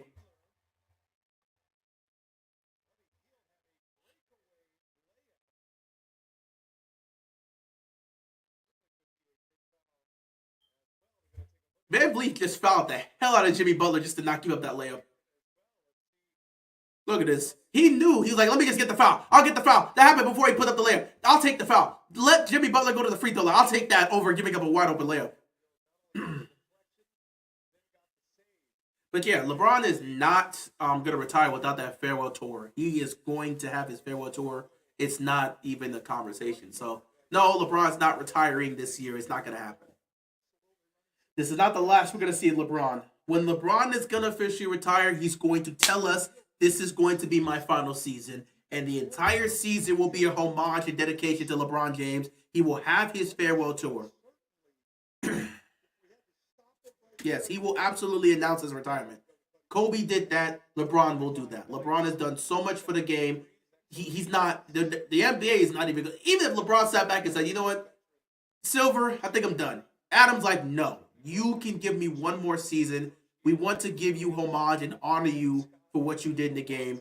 Give me one more year, LeBron. Whether you're going to compete for a championship or not, LeBron, give us one more year. It's going to be a whole season dedicated to your farewell tour. He's going to have it. You're going to have that farewell tour. He's going to play in that final All-Star game with everybody else. They're going to have him there, and he's going to play. At the end of the day, LeBron, he's not going to go out the way Kobe did, unfortunately. You know, the way, not saying unfortunately for LeBron, the way it was unfortunate how Kobe went out. Because Kobe gave us that final game, but the last 3 years of Kobe's career wasn't the same. When he tore his Achilles in 2013, he was not the same. When he tore his Achilles in 2013, he was never the same. Those next 3 years were hurt. It was just brutal. And then it was brutal watching Kobe because he wasn't Kobe anymore. He was trying, but he wasn't Kobe anymore. His body had already just shut down on him. He had nothing left. His body had already reached its maximum point. It's done. His body had nothing left. Those 3 years was basically the Lakers saying, thank you, Kobe. That's why we gave you all that money. Thank you, Kobe. The team, we can't even build this team past to be contending anymore. It's over. We just want to say thank you, Kobe. And then his final season was his final season.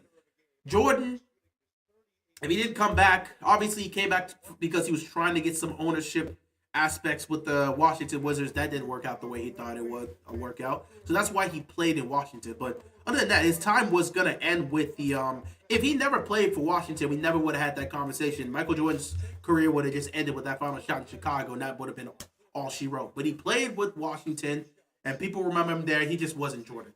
LeBron, at the end of the day, at no point has LeBron not felt like LeBron, even this past season. LeBron is never going to get to the... I don't think we'll ever see LeBron on the court not look like LeBron. I think LeBron will retire before he looks like that. You're not going to see LeBron coming into a season averaging like 10, 15 points. No. You're not getting that from LeBron James. LeBron James, even when he goes into his final season, he'll still give you 20 plus points a game. You might get 22, you might get 24. Hell, if he's really feeling it, you might get 25. He averages that. But LeBron is never going to get to the point where he's out there averaging 15 points a game. That's not going to be the LeBron James you're going to see. He wouldn't put himself out there to look like that.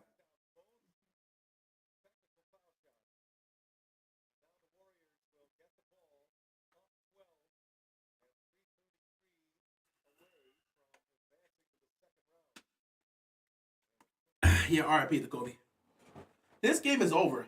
The Rockets had an opportunity, they blew it. 3.5 left to go. There's nothing left.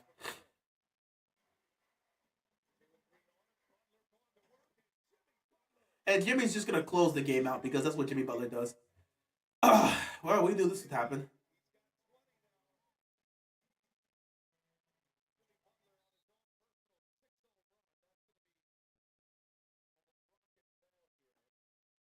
Rockets fans really have to watch the Warriors end their season again.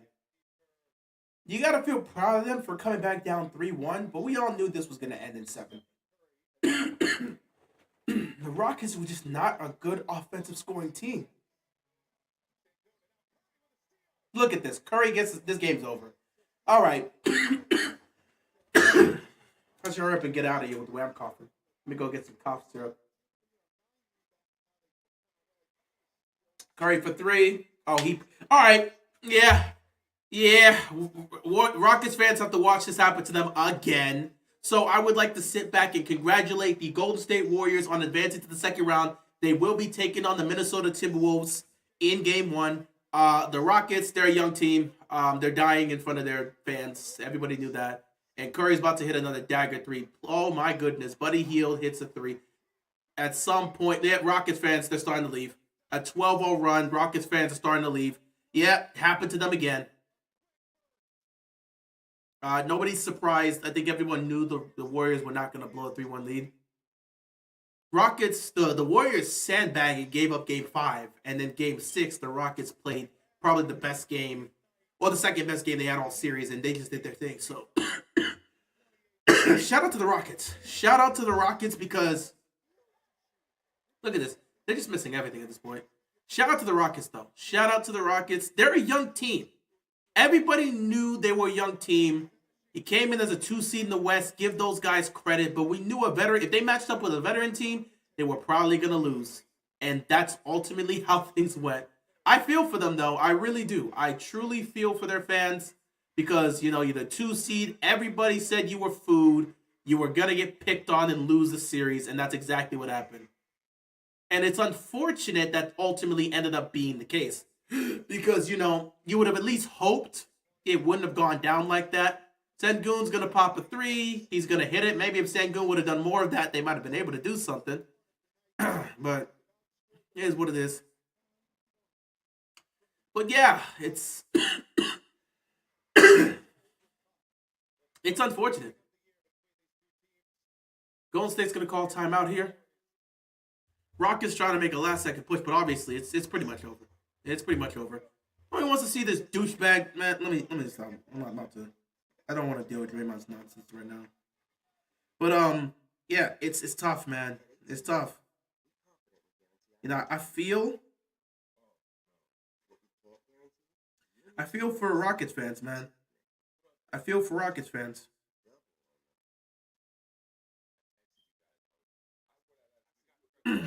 It's tough. It's unfortunate.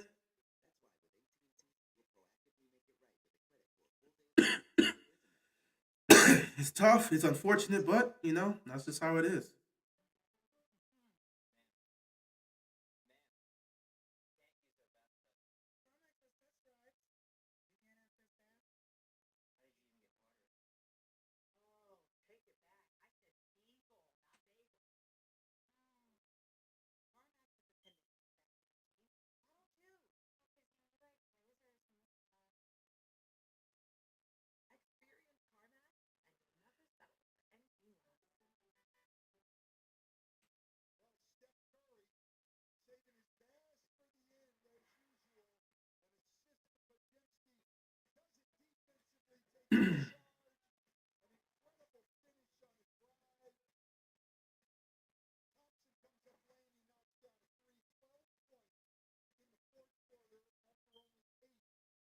First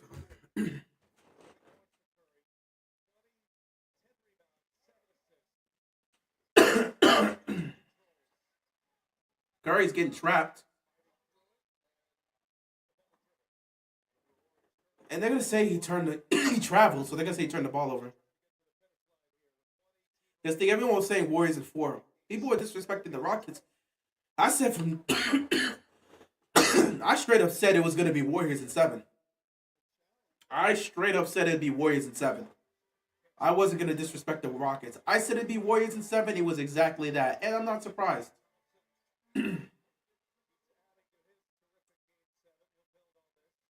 Rockets are on a 7-0 run, but the game is virtually over. Draymond Green was down there by himself, and nobody noticed him. That's hilarious. So it seems like Steve Kerr is gonna let the starters just stay out here for the end of the game. I guess. I don't know. Sengun gets it to Van Vliet. Van Vliet for three. He puts it in.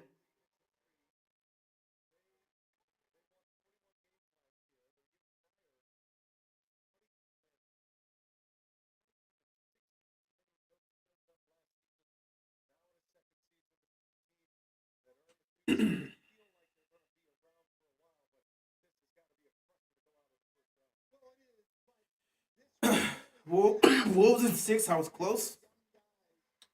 Either way, I got the Wolves. 98, 80, 84. Tough loss for the Rockets. I mean, things happen this way. It is what it is.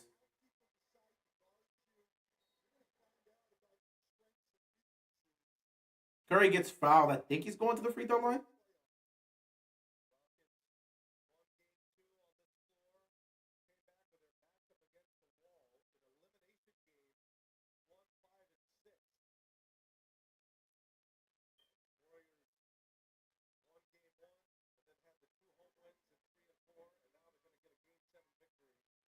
This is a tough loss for the Rockets. I'm not gonna lie, but but you gotta be happy because this right here is a sign of things to come for the Rockets. The Rockets are a young team. The Rockets are a young team. They're gonna be back. I promise you, they're gonna be back. I promise you, they're gonna be back.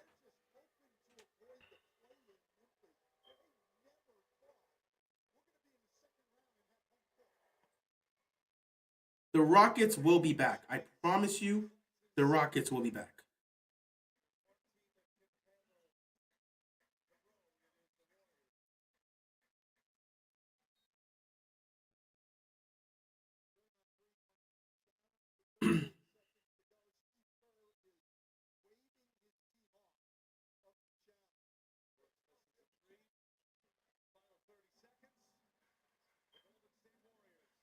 Warriors are gonna win this one and advance to the second round.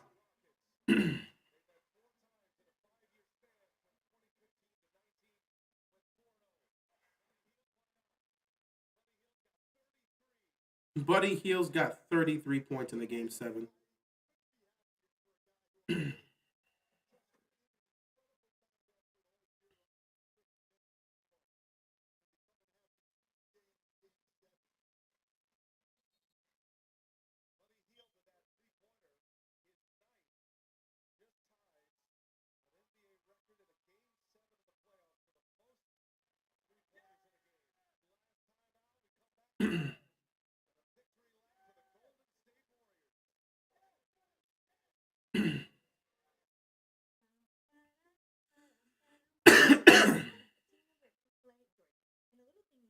And that's gonna be game, ladies and gentlemen.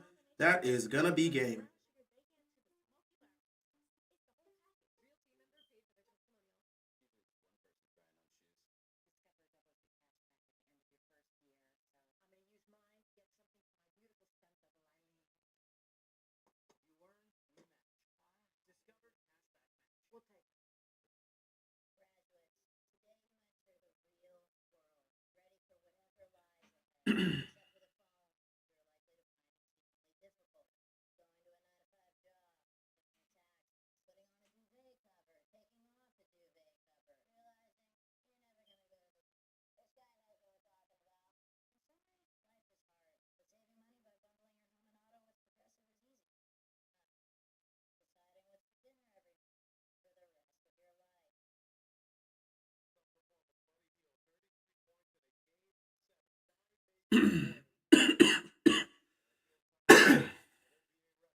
I ain't gonna lie to you, man. That's crazy. That's a crazy way to go out. But again, hold your head up high. Hold your head up high if you're the Houston Rockets. You were down 3-1 to this veteran team. You were down 3-1 to this veteran team. And you found a way to make this a 7-game series. Hold your head up high. This is not the end for the Houston Rockets. It's only the beginning. You've got a young team. Keep going. The Golden State Warriors move on to the second round to take on the Minnesota Timberwolves. And that right there was the final game of the first round. We are now officially with the second round. Obviously, we had game one between the Pacers and the Cavs that happened earlier today.